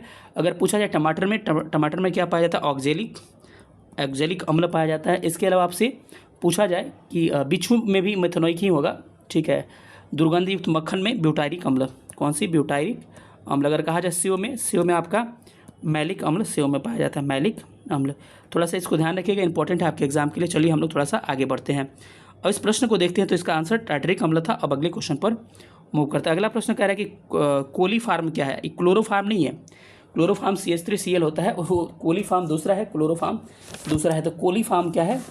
तो कोलीफार्म एक तरह की आपको प्राणियों के पाचन नाल में उपस्थित बैक्टीरिया है। तो क्या होगा? प्राणियों के पाचन नाल में उपस्थित बैक्टीरिया। ऑप्शन इसका सी करेक्ट हो जाएगा।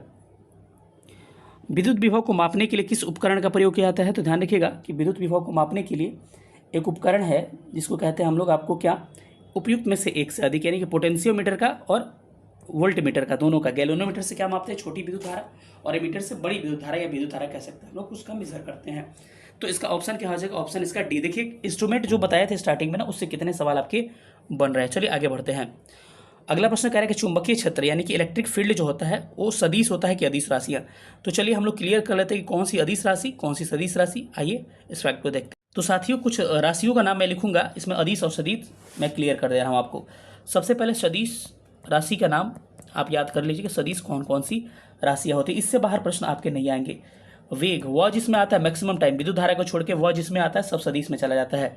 वेग हो गया, वेलोसिटी हो गया, डिस्प्लेसमेंट हो गया, विस्थापन हो गया। विस्थापन के अलावा आपका हो गया बल, वह इसमें भी आता है। बल के अलावा त्वरण हो गया, त्वरण के अलावा संवेग हो गया। नोट करते रहिएगा, इससे बाहर आपके प्रश्न नहीं आएंगे। त्वरण हो गया, इसके अलावा आवेग हो गया, आवेग के बाद भार हो गया, भार इसमें आता है लेकिन द्रव्यमान उसमें चला जाता है। बल आघूर्ण हो गया। ये सब सदिश राशियाँ हैं। इसके अलावा विद्युत क्षेत्र, इलेक्ट्रिक फील्ड जिसको कहते हैं, विद्युत क्षेत्र भी क्या है? सदिश राशि है। इसके अलावा धारा घनत्व, करेंट डेंसिटी, धारा घनत्व भी क्या है? आपकी सदिश राशि है। और देखना कि सारे सवाल आपके यही बन जाएंगे। क्या अगर चुंबकीय क्षेत्र यानी कि इलेक्ट्रिक फील्ड जो है कैसी राशि है? सदिश राशि है। ऑप्शन इसका ए करेक्ट हो जाएगा। कुछ अदिश राशियों को हम लोग नोट कर लेते हैं, क्या क्या इंपॉर्टेंट है। एक दाब याद रखिएगा, दाब अदिश राशि है। द्रव्यमान क्या है? अदिश राशि है, स्केलर फैक्टर कहते हैं इनको। इसके अलावा आप क्या है? तो आयतन क्या है? आयतन भी अदिश राशि है। और विद्युत धारा एक मात्र वो वाला है जो अदिश राशि है। विद्युत धारा भी क्या है? एक तरह की अदिश राशि है। तो अदिश राशियों को भी ध्यान रखिए कि यहाँ से सवाल आपके बनते हैं। कि ताप हो गया, ताप भी क्या है? एक तरह का अदिश राशि है। दाब मैंने बोल ही दिया, विद्युत धारा बोल ही दिया, सब सारी क्या है आपकी? अदिश राशि है। अगर बात करें चाल भी अदिश राशि है। कार्य की बात करें तो कार्य भी अदिश राशि है। अगर समय की बात करें समय भी अदिश राशि है। एनर्जी, ऊर्जा की बात करें वो भी अदिश राशि है। जिसके पास डायरेक्शन और परिमाण यानी कि मैग्नीट्यूड दोनों होते हैं उसको सदिश कहते हैं। और जिसके पास केवल डायरेक्शन होता है उसको क्या कहा जाता है? अदिश राशि। अदिश को इंग्लिश में स्केलर कहते हैं और सदिश को हम लोग वेक्टर के नाम से जानते हैं। तो इतने प्रश्न, इतना एक्सप्लेनेशन, बहुत सारी चीज़ें हो गई। ऑप्शन इसका ए करेक्ट होगा। अगले प्रश्न पर हम लोग मूव करते हैं। कह रहे कि एक व्यक्ति पृथ्वी पर अधिक भार किस स्थिति में ढकेल सकता है? तो एक व्यक्ति है वो पृथ्वी पर अधिकतम जो भार है किस स्थिति में ढकेल सकता है? तो वो खड़े होने की स्थिति में अधिकतम भार ढकेल सकता है। क्या हो जाएगा? ऑप्शन इसका ए करेक्ट हो जाएगा। अगले प्रश्न पर आते हैं, प्रिज्म से गुजरने पर सबसे अधिक परावर्तित होने वाले रंग का नाम क्या है? तो ये है क्या आपका रंग है, ये प्रिज्म है, और प्रिज्म से सबसे अधिक प्रकीर्णित प्रकाश का आपको पता होगा कि प्रकाश कौन सा? बैगनी होता है। याद रखना इसका फॉर्मूला होता है वीव ग्योर। वीव ग्योर का मतलब क्या होता है? Violet, indigo, blue, green, yellow, orange और रेड। इसमें इधर से इधर जाइएगा ना तो इसका क्या होगा? वेवलेंथ क्या होता है? बढ़ता है, लेकिन इधर से इधर, मतलब समझ रहे हैं, इधर से इधर जाएगा तो वेवलेंथ यानी कि तरंग दैर्घ्य बढ़ेगा। यानी कि सबसे अधिक तरंग दैर्घ्य लाल का, उससे कम ऑरेंज का, फिर येलो का, ग्रीन का, ब्लू का, इंडिगो का और किसका? वायलेट का। तो इसमें याद रखना कि केवल लाल का ना तरंग दैर्घ्य ही सबसे अधिक होता है, बाकी कुछ नहीं। स्कैटरिंग भी सबसे कम, प्रकीर्णन भी सबसे कम, इसके अलावा अपवर्तन भी सबसे कम, इसके अलावा सब चीज़ लाल का क्या होता है? कम होता है। एनर्जी भी कम होता है। एनर्जी के लिए भी स्टेटमेंट ध्यान रखिएगा, मैंने क्या बताया कि lambda inversely proportional to E inversely proportional to 1/λ। यानी कि एनर्जी जो होता है क्या होता है? तरंग दैर्घ्य का क्या होता है? उल्टा होता है। यानी कि सबसे अधिक तरंग दैर्घ्य किसका? लाल का होगा, सबसे कम एनर्जी लाल का होगा। तो कभी ऑप्शन में दे देता है आपको ब्लू वाला देता है, ये 3-4 को दे देगा, कहेगा इसमें से सबसे कम एनर्जी किसका है? याद रखना जितना इधर आइएगा एनर्जी ज़्यादा होगा, इससे इधर इससे कम, इससे कम, इससे कम, इससे कम, इससे कम, सबसे कम लाल। तो इसमें ब्लू सबसे अधिक सही आंसर होता है। इसी में से ब्लू दे देता है और इधर का दे देता है। जैसे ब्लू दे दिया ऑप्शन में, ऑरेंज दे दिया, येलो दे दिया और क्या दे दिया? ग्रीन दे दिया। बोलेगा किसमें इसमें एनर्जी ज़्यादा है? तो इसमें किसमें ज़्यादा होगा? ब्लू का, क्योंकि ब्लू इस साइड में है। जो इस साइड में होगा तरंग दैर्घ्य कम होगा, एनर्जी ज़्यादा होगा। इतना एक्सप्लेन साथियों कोई नहीं करेगा। चलिए अगले क्वेश्चन पर हम लोग चलते हैं। अगला क्वेश्चन कह रहे हैं कि मिट्टी के तेल के बर्तन में जब बर्फ़ का टुकड़ा डाला जाता है तो बर्फ़ के पिघलने से मिट्टी का तेल की सतह क्या होगी? इसका आयोग ने आंसर लिया था कि सतह गिरेगी। बहुत इसमें विवाद हुआ था, सतह गिरेगी।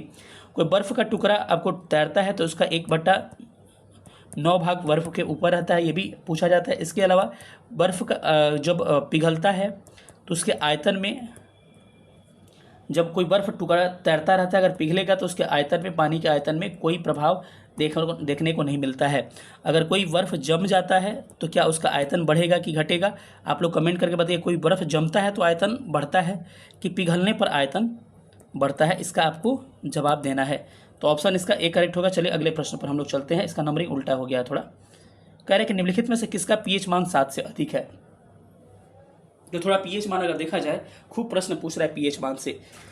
पीएच मान इसमें रक्त प्लाज्मा का पीएच मान 7 से अधिक होगा, 7.4 होता है। बाकी सिरका का, गैस्ट्रिक जूस का, सबका क्या होता है? कम होता है। थोड़ा सा पीएच वैल्यू की बात कर लें।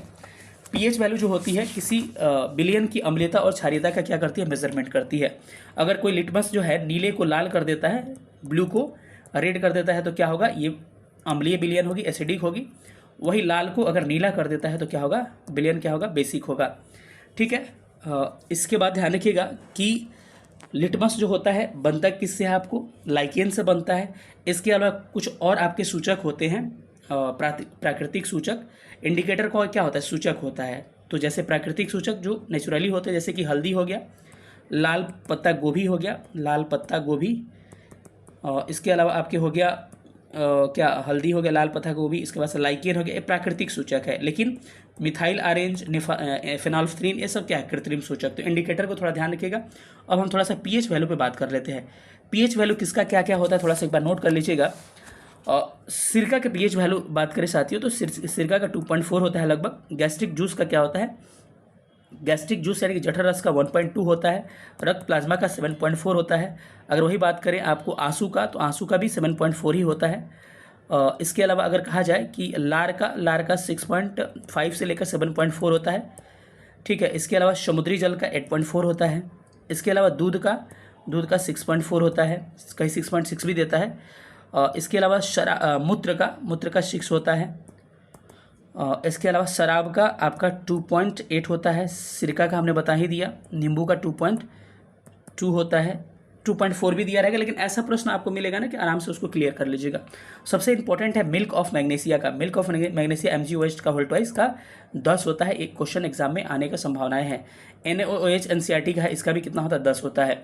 इसके अलावा पूछा जाए अम्लीय वर्षा के लिए तो 5.6 से पीएच वैल्यू कम हुई, अम्लीय वर्षा होगा। हमारे दांत गिरेंगे कब? जब हमारा मुंह का पीएच वैल्यू 5 से 5.5 से कम हो जाएगा। तो यहाँ पे आपको एक ही ऑप्शन है रक्त प्लाज्मा, जिसके पीएच वैल्यू क्या होती है 7.4 से अधिक होती है। चलिए अगले प्रश्न पर हम लोग चलते हैं। अगला प्रश्न कह रहे हैं कि एक सामान्य नेत्र की लेंस की नाभिक दूरी कितनी होती है। अब लोगों को लगा था कि ये पूछ दिया है कुछ और। देखिए आदमी देखता है ना, वो निकट दृष्टि दोष, दूर दृष्टि दोष, वो चीज़ें अलग है। जब आप नज़दीक की वस्तुओं को देखते हैं तो कम से कम 25 सेंटीमीटर का दूरी पर रखना पड़ेगा, तभी दिखेगा। इसको हम निकट, हमारा निकट क्षमता होता है देखने का। सबसे अनंत बिंदु जो होता है हमारा सबसे दूर बिंदु होता है, ये सबसे नज़दीक बिंदु 25 सेंटीमीटर। लेकिन ये पूछा है कि नेत्र लेंस की जो गोलक है उसकी नाभिक, मतलब कि हमारा गोल आंख में नहीं दिखता है, उसका न्यूक्लियस पूछा है कि नाभिक की जो लेंस की नाभिक की दूरी जो होती है इसका 2 सेंटीमीटर होता है, यानी कि ऑप्शन इसका बी करेक्ट हो जाएगा। अगले प्रश्न पर हम लोग चलते हैं थोड़ा सा। अगला सवाल क्या कह रहा है? अगला सवाल कह रहा है कि शुष्क बुझे हुए चूने पर क्लोरीन गैस जब प्रवाहित की जाती है तो क्या बनता है। शुष्क बुझा हुआ चूना यानी कि CaOH का होल ट्वाइस। बुझा हुआ चूना, पानी डाल दिए, देखिए ये अनबुझा है CO, पानी डाल दिए, CaOH का होल ट्वाइस, बुझा हुआ चूना हो गया। इसमें क्लोरीन गैस प्रवाहित करिएगा तो क्या बन जाएगा? विरंजक चूर्ण CaOCl का होल 2 या ClOCl2 कहते हैं। इसको कैल्शियम ऑक्सीक्लोराइड कहा जाता है, इसका फॉर्मूला याद रखिएगा। तो विरंजक चूर्ण बनता है, ऑप्शन क्या होगा? A correct. HCl जो है हाइड्रोक्लोरिक अम्ल है, ऑप्शन इसको ध्यान रखिएगा। चलिए अगले प्रश्न पर चलते हैं। करें वो एंजाइम जो हमारे मुंह में भोजन के साथ मिलता है उसका एंजाइम का नाम क्या है? तो उस एंजाइम को क्या कहते हैं हम लोग? उस एंजाइम को एमाइलेज कहते हैं। और लार भी हमारे मुंह में भोजन का पाचन स्टार्ट होता है लार से, उसको लाइपेज। और क्या कहते हैं? टाइलिन जो होता है स्टार्च के पाचन में सहयोगी होता है। प्रोटीन का पेप्सिन और पेप्टोन से सब क्या करता है? आपको प्रोटीन के पाचन में सहयोग करते हैं। तो इसका ऑप्शन क्या हो जाएगा? ऑप्शन इसका सी करेक्ट हो जाएगा। अगले प्रश्न पर चलते हैं। अगला प्रश्न कह रहा है कि Al2O3 into 2SiO2 into 2H2O का रासायनिक सूत्र क्या होता है? इसका रासायनिक सूत्र होता है आपका, इसको चीनी मिट्टी कहा जाता है। तो ऑप्शन इसका बी करेक्ट हो जाएगा। अब कुछ केमिकल फार्मूला आपको मैं बता दे रहा हूँ जो आपके एग्जाम के लिए बहुत इंपॉर्टेंट होंगे। जैसे साथियों आपसे पूछा जाए कि आपको नीला थोथा यानी कि ग्लाबर साल्ट किसे कहते हैं? CuSO4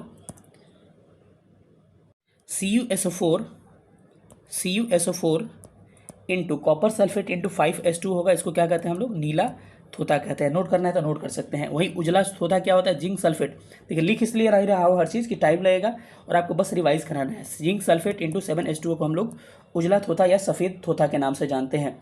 वही हरा कशिश किसको कहा जाता है? हरा कशिश FeSO4 इंटू 7H2O को हरा कशिश कहते हैं। इसके अलावा एप्सम साल्ट किसको कहते हैं? MgSO4 इंटू 7H2O को एप्सम साल्ट कहते हैं। ग्लाबर साल्ट किसको कहते हैं?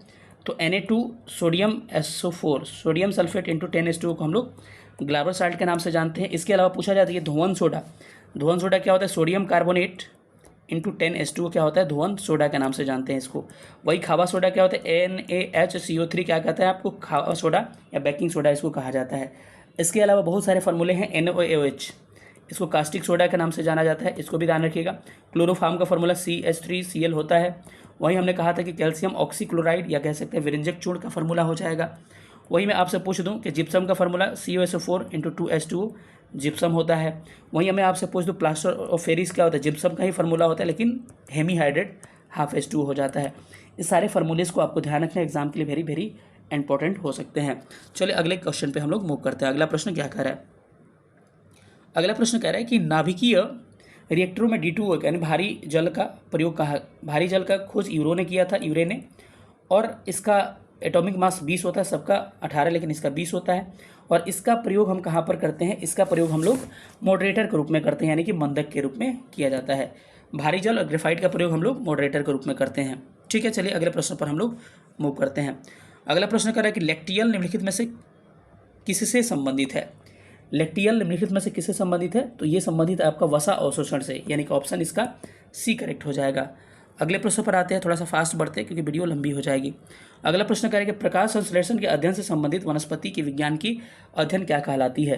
तो इसको हम क्या कहते हैं? इसको कहते हैं पादप कार्यकी, यानी कि पादप कार्यकी में क्या आ जाएगा? प्रकाश संश्लेषण आ जाएगा, फूल पत्ती पौधा सब आ जाएंगे इसके। तो ये ऑप्शन सी हो जाएगा। ठीक है, किस रंग में प्रकाश का सबसे अधिक क्या होता है? आपका प्रकाश संश्लेषण की क्रिया होती है लाल में होती है, सबसे कम किस में होती है? बैगनी में होती है। लाल और नीला में ठीक ठाक होता है। आपको पत्तियों में मैग्नीशियम पाया जाता है, सारे को ध्यान रखिएगा। अगले सवाल पर आते हैं। अगला सवाल करें कि एक पीढ़ी से दूसरे पीढ़ी में वंशगति के अध्ययन को हम लोग क्या कहते हैं? तो इसके अध्ययन को आनुवंशिकी कहते हैं। तो इसमें पिछले में भी पूछा था, देखिए ऑप्शन ए करेक्ट हो जाएगा, मेंडल इसकी खोज किया था। आगे कह रहा है कि लिग्यूमिनेसी पौधों की नाइट्रोजन स्थिरीकरण का वर्णक क्या होता है। इसका वर्णक होता है लेग हीमोग्लोबिन, यानी कि ऑप्शन इसका क्या हो जाएगा, ऑप्शन इसका बी करेक्ट हो जाएगा। जैसे कि नहीं होता है कि राइजोम वगैरह होता है, जैसे कि जो भी दलहनी फसलें होती है ना, उनके जड़ों में क्या होता है, नाइट्रोजन पाया जाता है, नाइट्रोजन फिक्सेशन करता है। इसीलिए कहते हैं कि धान, चावल, गेहूं जो भी होता है हम लोग लगाते हैं, उसके बाद एक दलहनी फसल लगा देना चाहिए ताकि नाइट्रोजन खेतों में भरपूर हो जाए।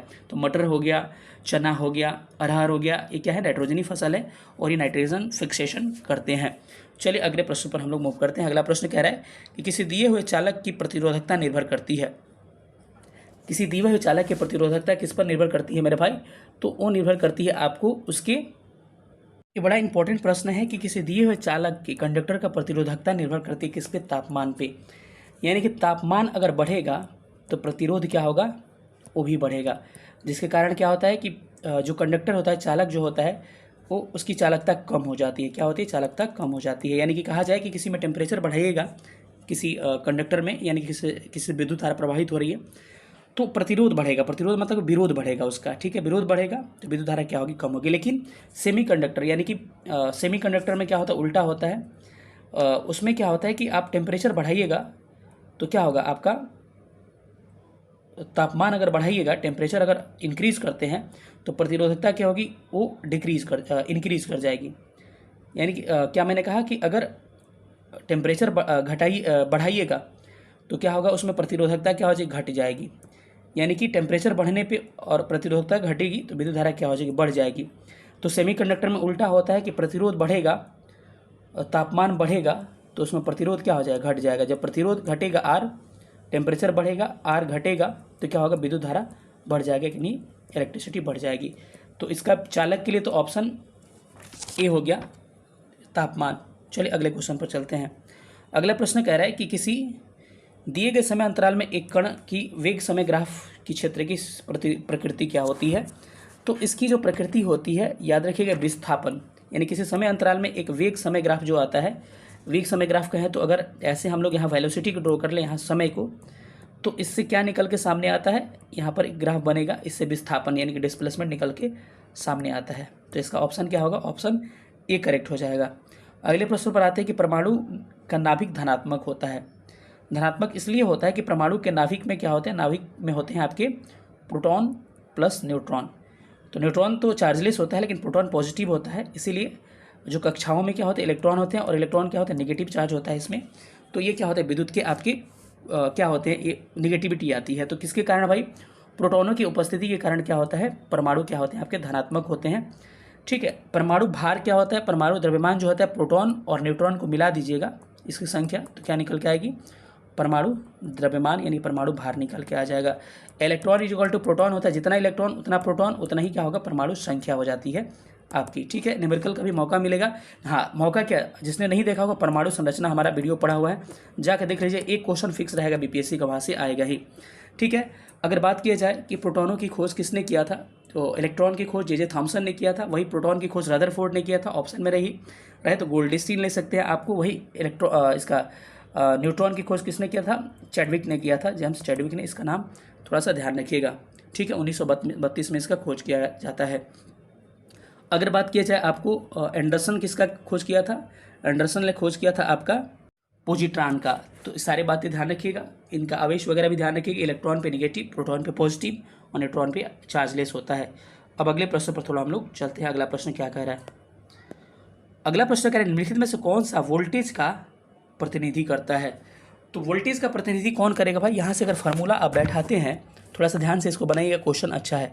तो फार्मूला अगर बैठाते हैं तो किया गया कार्य यानी वर्क डन बट्टा धारा यानी कि आई और गुणे टाइम, तो इससे आपको निकल के किया गया कार्य धारा बट्टा टाइम जो होता है, आपको क्या निकल के आता है, विद्युत धारा। इसको सॉल्व करिएगा तो आपको आएगा आई स्क्वायर आर, यहाँ से निकल के आएगा। अगला प्रश्न कह रहा है कि यदि तरंग दैर्घ्य, देखिए प्रश्न सेम कहे ना कि वो एनर्जी वाला बड़ा इंपॉर्टेंट है, यदि तरंग दैर्घ्य बैगनी से लाल की तरफ बढ़ाया जाए, क्या कह रहा है, वीव की ओर, तरंग दैर्घ्य बैगनी से लाल की ओर बढ़ाया जाए, ऐसे बढ़ेगा ना, तो चमक क्या होगी, इसकी चमक क्या होगी, पहले बढ़ेगी फिर क्या होगी, घटेगी। ऑप्शन ए करेक्ट हो जाएगा। चलिए साथियों अगले प्रश्न पर आते हैं। यदि कह रहा है कि यदि प्रकाश एक सीधी रेखा में चलते चलते एक लघु किंतु स्थिर कोण से मुड़ जाती है तो इस घटना को क्या कहते हैं? इस घटना को हम लोग कहते हैं प्रकाश का, इसको प्रकाश का क्या कहा जाता है? प्रकाश का अपवर्तन। जैसे कि जब कोई प्रकाश अगर विरल माध्यम से सघन माध्यम की ओर आती है तो ये क्या करती है, अपने विरल माध्यम से सघन माध्यम की तरफ आएगी। माने कि माध्यम विरल है और ये क्या है, डेंसर है, रेरर डेंसर है, विरल और ये सघन माध्यम है। तो जब आएगी तो अपने अभिलंब की तरफ क्या होती है, मुड़ जाती है। लेकिन वहीं अगर विरल माध्यम से सघन माध्यम में जाएगी, अभिलंब से दूर, सघन माध्यम से विरल में अभिलंब से दूर भाग जाएगी। तो इसके बाद में आप समझ गए होंगे। व्यक्तिकरण की घटना में आपको ऑलरेडी समझा चुका हूँ कि जो रोड पे तेल वगैरह गिरते हैं, जो चमकता है, वो घटना है व्यक्तिकरण की घटना होती है। ऑलरेडी मैं समझा चुका हूँ। चलिए, जिन्होंने लाइट वाला वीडियो नहीं देखा होगा, हम डाल देंगे लाइट का एक वीडियो, थोड़ा सा देख लीजिएगा, इंपॉर्टेंट है आपके लिए। अच्छा, किसका ध्रुवण होता है? प्रकाश तरंग का ध्रुवण होता है कि ध्वनि का ध्रुवण होता है? आप इसको कमेंट करके बताइएगा, इंपॉर्टेंट है। पोलराइजेशन यानी कि ध्रुवण जो होता है किसका होता है, ध्वनि का होता है कि प्रकाश का होता है? याद रखिएगा, प्रकाश का क्या होता है, ध्रुवण होता है, यानी कि आपको प्रकाश का ध्रुवण होता है लेकिन ध्वनि का ध्रुवण आपका नहीं होता है। इंपॉर्टेंट क्वेश्चन है। दो गोलियां एक साथ एक स्थान किंतु अलग अलग गति से क्षैतिज दिशा में दागी जाती है तो कौन सी गोली मैदान को पहले भेदेगी? तो इस प्रश्न का आपका करेक्ट आंसर हो जाएगा कि दोनों साथ में भेदेगी। ठीक है, इसका आंसर क्या होगा, दोनों साथ में भेदेगी। ऑप्शन इसका आपका ऑप्शन नंबर सी करेक्ट हो जाएगा। अगले प्रश्न पर आते हैं। अगला प्रश्न कह रहा है कि यदि वृत्ताकार गति करते हुए किसी पिंड की चाल एवं त्रिज्या दोनों दुगुनी कर दी जाए तो अभिकेंद्रीय बल यानी कि सेंट्रीपिटल फोर्स इसको कहते हैं, क्या होगा, वो भी दोगुना हो जाएगा। क्या हो जाएगा साथियों, दोगुना हो जाएगा। मैं आपसे पूछूं कि अभिकेंद्रीय बल या फिर अपकेंद्रीय बल या फिर सेंट्रीपिटल या सेंट्रीफ्यूगल फोर्स होते क्या है? तो याद रखिएगा कि मौत का कुआं यानी कि जो बल केंद्र की तरफ लगता है, जैसे कि आप मुड़ पे ऐसे मुड़ते हो ना अंदर की तरफ, इसको अभिकेंद्रीय बल सेंट्रीपिटल फोर्स कहते हैं। मौत के कुआं में जो गाड़ी चलता है अंदर की तरफ, सेंट्रीपिटल फोर्स यानी कि वृत्ताकार मार्ग पे चलिएगा, अंदर की ओर फोर्स लगेगा, सेंट्रीपिटल फोर्स या अभिकेंद्रीय बल कहते हैं। अपकेंद्रीय बल क्या होता है, सेंट्रीफ्यूगल बल क्या होता है, अपकेंद्रीय। जैसे कपड़ा सुखाने के जो मशीन होते हैं वो काम करते हैं आपके किस पे, अपकेंद्रीय बल पे। वहीं ये बाहर की तरफ लगता है कि जैसे कि दही आप ऐसे महते हो ना, किनारे किनारे चला जाता है, यानी कि कहीं ना कहीं यहाँ से उठा के इधर यानी कि बाहर की तरफ फेंकता है, इसको अपकेंद्रीय बल कहते हैं। ठीक है, अगर इसको निकालना है फार्मूला से तो V²/R इसका फार्मूला होता है। जब इसमें पुट करिएगा तो डबल करिएगा तो 2V का स्क्वायर हो जाएगा और नीचे क्या होगा, 2R हो जाएगा। 4V² होगा, ऊपर नीचे 2R हो जाएगा, 2 दूनी के 4 हो जाएगा, यानी क्या हो जाएगा, ऑप्शन इसका क्या होगा, इसका करेक्ट ऑप्शन हो जाएगा दोगुना हो जाएगा, ऑप्शन सी करेक्ट हो जाएगा। अगले प्रश्न पर आते हैं। अगला प्रश्न कह रहा है कि निम्नलिखित में से कौन सी अभिक्रिया क्या होती है, विस्थापन अभिक्रिया होती है। मैं बता दूं कुछ एग्जांपल्स की विस्थापन अभिक्रियाएं क्या क्या होती है। वैसी अभिक्रिया जिसमें हम इतना अच्छे से आपको पढ़ाए थे, वैसी अभिक्रिया जिसमें क्या होता है, एक को विस्थापित करके इसका कहते हैं गर्लफ्रेंड बॉयफ्रेंड वाला बात में बताया था कि मानो कि दो लोग हैं, ये दो लोग हैं। अब क्या होता है कि विस्थापन में क्या होता है कि दो लोग नहीं होते, दो ही लोग होते हैं, चार नहीं होते हैं। डबल विस्थापन जो होता है, ड्यू डिस्प्लेसमेंट, इसमें दो लोग होते हैं, चार लोग होते हैं। इसमें क्या होगा, जो अधिक शक्तिशाली होगा ना, मानिए कि दो लोग हैं, ये बेचारा अपनी किसी गर्लफ्रेंड के साथ या फिर किसी के साथ बैठा हुआ है, ये आया शक्तिशाली आदमी, इसको हटा दिया, खुद बैठ गया। यानी इसमें विस्थापन में एक्चुअली होता क्या है कि जो क्रियाशील होती है धातु है ना, वो दूसरे को रिप्लेस करके अपनी जगह आ जाती है। देखिए ना, इसका बॉयफ्रेंड इसके साथ आ गया यानी कि NaOH हो गया, और ये चला गया कहाँ पर, ये बेचारा अलग हो गया, यानी कि ये भगा दिया इसको और जाकर सट गया ऑक्सीजन अपनी गर्लफ्रेंड के साथ। तो क्या होगा, ऑप्शन सी करेक्ट हो जाएगा। कुछ आपको उदाहरण में देके समझा रहा हूँ, तो चलिए देखते हैं। और अब एक होता है डबल डिस्प्लेसमेंट यानी द्विविस्थापन। द्विविस्थापन में क्या होता है कि चार इसमें होंगे। अब इसमें क्या करेगा, ये इसके साथ जो था इसके साथ, ये इसके साथ चला जाएगा, इसके साथ चला जाएगा। जैसे एक रिएक्शन में लिख के दिखा रहा हूँ आपको, जैसे कि Na2SO4 हो गया और BaCl2 हो गया। जब इसको रिएक्शन कराइएगा ना तो उलट जाएगा, ये BaSO4 हो जाएगा और प्लस क्या हो जाएगा, NaCl हो जाएगा। इसमें क्या हुआ, देखिए ना, Na जो था इसके साथ सट गया क्लोरीन के साथ और इसके साथ, मतलब कि इंटरचेंज कर लिया बॉयफ्रेंड गर्लफ्रेंड को। तो देखिए ये चला गया इसके साथ तो क्या बना दिया, NaCl बना दिया, और ये आ गया इसके साथ तो क्या बना दिया, BaSO4 बना दिया। जब इंटरचेंज होगा दो में तो क्या हो जाएगा, डबल डिस्प्लेसमेंट यानी द्विविस्थापन, और एक बस चेंज करके हटा के भगा देगा और खुद जाकर बैठ जाएगा, वो बेचारा को अलग फेंक देगा, तो क्या होगा, विस्थापन हो जाएगा। ऐसी सारी अभिक्रियाओं को आपको थोड़ा सा ध्यान रखना है। न्यूट्रलाइजेशन रिएक्शन में बताया था कि जब कोई एसिड जो है, कोई एसिड जब कोई एसिड जो है बेस से रिएक्शन करता है बेस से, तो क्या बनाता है आपको साल्ट प्लस वाटर बनाता है, साल्ट प्लस वाटर। जैसे कि उदाहरण मैं दे रहा हूँ आपको कि एसिड HCl है, बेस NaOH है, और ये क्या बनाता है आपका NaCl बना दिया और H2O बना दिया। इसी अभिक्रिया को न्यूट्रलाइजेशन यानी कि उदासीनीकरण अभिक्रिया कहा जाता है। अब एक अभिक्रिया याद रखिएगा कि एक होता है संयोजन अभिक्रिया, इसको कॉम्बिनेशन रिएक्शन कहते हैं। संयोजन में क्या होता है, जो दो छोटी छोटी परमाणु मिल के बड़ा बना देती है, इसको संयोजन कहा जाता है। एकदम सिंपल सा उदाहरण लेके चलिएगा, जैसे कि हाइड्रोजन प्लस ऑक्सीजन क्या बन गया H2O, यानी छोटा छोटा मिलके क्या बना दिया, बड़ा बना दिया। इसको संयोजन यानी कॉम्बिनेशन रिएक्शन यानी कंबाइंड हो रहा है।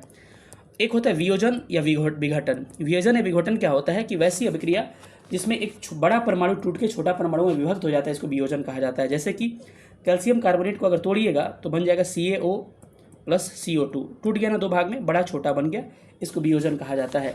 ध्यान रखिएगा, ये सारे इंपॉर्टेंट अभिक्रियाएं हैं। और एक चीज़ मैं बता दूं आपको, जो कि अभी टीचर वाले में पूछा था, हेडमास्टर वाले में, अगर कहीं ऑक्सीजन जुड़ता है किसी अभिक्रिया में तो इसको कहा जाता है क्या, इसको कहा जाता है आपको ऑक्सीकारक, ऑक्सीकरण कहा जाता है, ऑक्सीडेशन कहा जाता है।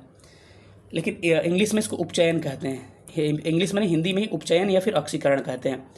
अगर ऑक्सीजन कहीं से हटता है, कम होता है, तो उसको क्या कहा जाता है, रिडक्शन कहा जाता है इंग्लिश में, और हिंदी में इसको कहते हैं आपको हिंदी में अपचयन कहा जाता है, अपचयन कहा जाता है। इसको याद रखिएगा, इंपॉर्टेंट है। इस प्रश्न का आंसर क्या हुआ था, ऑप्शन C हुआ था। अगले प्रश्न पर हम लोग चलते हैं।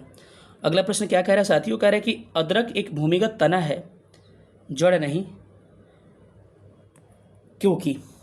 अब इसका कारण बताइए कि अदरक जो है भूमिगत तना है, जड़ नहीं है, इसका एक्चुअल रीजन क्या है। तो इसका रीजन है कि इसमें गांठ एवं पर्व होते हैं, नोड्स पाए जाते हैं, नोड्स एंड इंटरनोड्स इंग्लिश में कहते हैं। ठीक है, तना और जड़ की एग्जाम्पल थोड़ा सा याद रखिएगा। पिछले वीडियो में मैं बताया था कि जिसमें क्या होता है, जिसे सलाद बनाते हैं मैक्सिमम, तो सब सलाद वाला क्या होता है, जड़ होता है, एक शकरकंद को छोड़ के। तो शकरकंद हो गया, ये क्या है, जड़ है। जड़ का उदाहरण मैं लिख दे रहा हूँ। शकरकंद क्या हो गया, जड़ हो गया। मूली क्या हो गया, जड़ हो गया, मूली से सलाद बनता है ना। गाजर क्या हो गया, जड़ हो गया। शलजम क्या हो गया, जड़ हो गया। तो जिससे सलाद बनता है सब जड़, लेकिन जो तना होता है अलग होता है। जैसे कि आलू हो गया, प्याज हो गया, अदरक हो गया, हल्दी हो गया, सब किसके उदाहरण है, तना के उदाहरण है। तो थोड़ा सा इसको ध्यान रखिएगा, ये प्रश्न पूछा जाता है एग्जाम में आपके। कह रहे हैं कि एक उत्तल लेंस की फोकस दूरी f10 है, पानी में डूबने से इसका क्या कार्य होगा। तो पानी में डूबने से इसकी फोकस दूरी क्या हो जाएगी, बढ़ जाएगी। क्यों, इसका मैं आपको एक उदाहरण बता दे रहा हूँ। आइए एक चीज़ देखिए, इसमें देखिए 3 कंडीशंस होते हैं इसमें, पूरे सारे कंडीशंस को आपको ध्यान रखना है। तो कंडीशन नंबर ये होता है, पहला कंडीशन होता है कि जब mu greater than mu dash. इसका मतलब क्या हो गया, मतलब कि जब लेंस को द्रव में डुबाया जाता है, मतलब कि कहने का मतलब हो गया कि अपवर्तनांक लेंस के पदार्थ के अपवर्तनांक से कम हो। मतलब कि जब लेंस में डुबाएंगे तो जिसमें डुबाया जा रहा है, मतलब कि जिसमें डुबाया जा रहा है जिसका अपवर्तनांक लेंस के अपवर्तनांक से कम हो। जिसमें डुबाया जा रहा है लेंस का ज़्यादा हो, लेकिन जिसमें डूब रहा है उसका अपवर्तनांक कम हो। ठीक है, तो ऐसी कंडीशन में क्या होगी, फोकस दूरी बढ़ जाती है और क्षमता इसकी घट जाती है। दूसरा कंडीशन होता है mu greater smaller than mu dash, यानी कि म्यू क्या है, जिसमें डुबाते हैं वो म्यू है, जिसको डुबाते हैं वो म्यू है। अर्थात जब लेंस को ऐसे द्रव में डुबाया जाए जिसका अपवर्तनांक लेंस के अपवर्तनांक से अधिक हो, यानी कि द्रव कोई ऐसा हो गया, ये लेंस हो गया, लेंस का अपवर्तनांक क्या है, ज़्यादा है, द्रव का कम है, तो ऐसी स्थिति में भी क्या होगी, फोकस दूरी बढ़ जाएगी, क्षमता घट जाएगी। लेकिन इसके साथ साथ इसमें देखिए, अगर जिसमें डुबाइएगा उसका पावरफुल अगर नहीं होगा, पावरफुल मतलब समझ, देखो यहाँ पे ये ज़्यादा हो गया जिसमें डुबा रहे हैं, तो जिसमें डुबा रहे हैं देखिए परिस्थितियाँ तो दोनों सेम हो जाएगी, और इसमें फोकस दूरी क्या होगा, आपका फोकस दूरी बढ़ जाएगा, क्षमता घटेगा दोनों में। लेकिन अगर डुबाने वाले में, जिसमें डुबा रहे हैं, अगर लेंस से अगर ज़्यादा हो गया तो क्या हो जाएगा, प्रकृति ही लेंस का बदल जाएगा, और क्या होगा, उत्तल लेंस अवतल लेंस की तरह और अवतल लेंस उत्तल लेंस की तरह व्यवहार करने लगता है। और यह इसी का एग्जाम्पल है पानी का वायु में बुलबुला। पानी के वायु में बुलबुला क्या होता है कि जब पड़ता है तो क्या होता है कि ये जो होता है दिखता है किसके समान, ये बुलबुला दिखता है अवतल लेंस के समान, लेकिन व्यवहार किसके तरह दिखता है, उत्तल लेंस के समान। उत्तल लेंस के समान दिखता है लेकिन व्यवहार किसके समान करता है, अवतल लेंस के समान ये क्या करता है, व्यवहार करता है। ठीक है, तो ये थोड़ा सा ध्यान रखिएगा। तो इसका मतलब उल्टा उल्टा कंडीशंस होते हैं कि उत्तल होगा तो अवतल की तरह व्यवहार और अवतल होगा तो उत्तल की तरह व्यवहार। एक कंडीशंस क्या होगा, mu dash is equal to mu, मतलब कि अर्थात जब समान अपवर्तनांक के द्रव में डुबाया जाए किसी लेंस को, तो उस कंडीशंस में क्या होगी, क्षमता समाप्त हो जाएगी, फोकस दूरी क्या हो जाएगी, अनंत हो जाएगी। ठीक है, तो ये इंपॉर्टेंट कंडीशन है, ध्यान रखिएगा। कुछ अपूर्णांक को आप नोट कर सकते हैं, आपके एग्जाम के लिए इंपॉर्टेंट हो सकता है। अपूर्णांक क्या होता है ये लाइट वाले चैप्टर में हम आपको बता देंगे। जल का अपूर्णांक कितना होता है, जल का 1.33 होता है। वही बर्फ का जल से कम होता है 1.31 होता है। वायु का क्या होता है, वायु का 1.003 होता है। वही क्राउन कांच का क्या होता है, क्राउन कांच का आपका क्या होता है 1.52 होता है। हीरा का क्या होता है, हीरा का आपका 2.42 होता है। तो इस सारे अपूर्णांक आप याद रखिएगा। इसको अगले प्रश्न पर चलते हैं। अब यहाँ इस कंडीशन में यही हो रहा था, चलिए जो प्रश्न हम थ्योरी बताए ना यही हो रहा था। इसमें क्या था कि जब एक उत्तल लेंस को जिसकी फोकस दूरी कितनी है 10 दे रखी थी, पानी में डुबाने पर क्या कार्य होगा, तो पानी में जब डुबाएंगे तो इसमें क्या होगा, इसकी फोकस दूरी क्या हो जाएगी 10 से बढ़ जाएगी। रीज़न क्या है कि इससे ज़्यादा अपूर्णांक वाले चीज़ों में डुबाएंगे जब, तो इसकी फोकस दूरी क्या हो जाएगी, बढ़ जाएगी। तो ऑप्शन इसका सी करेक्ट हो जाएगा। अगले प्रश्न पर आते हैं। कह रहा है कि हालांकि दृश्य प्रकाश में जल प्रदर्शक होता है, दूरस्थ वस्तु को जल की महीन बूंदों से निर्मित कोहरे नहीं देख सकते हैं, इसीलिए क्योंकि। इसका आंसर क्या होगा, सब लोग कमेंट करके बताइए। इसका आंसर होगा कि अधिकतर प्रकाश बिखरकर आभासी और अस्पष्ट हो जाते हैं, यानी कि प्रकाश बिखरने से वो थोड़ा सा कम दिखाई देते हैं। इसका आंसर इसीलिए आपका ये वाला हो जाएगा।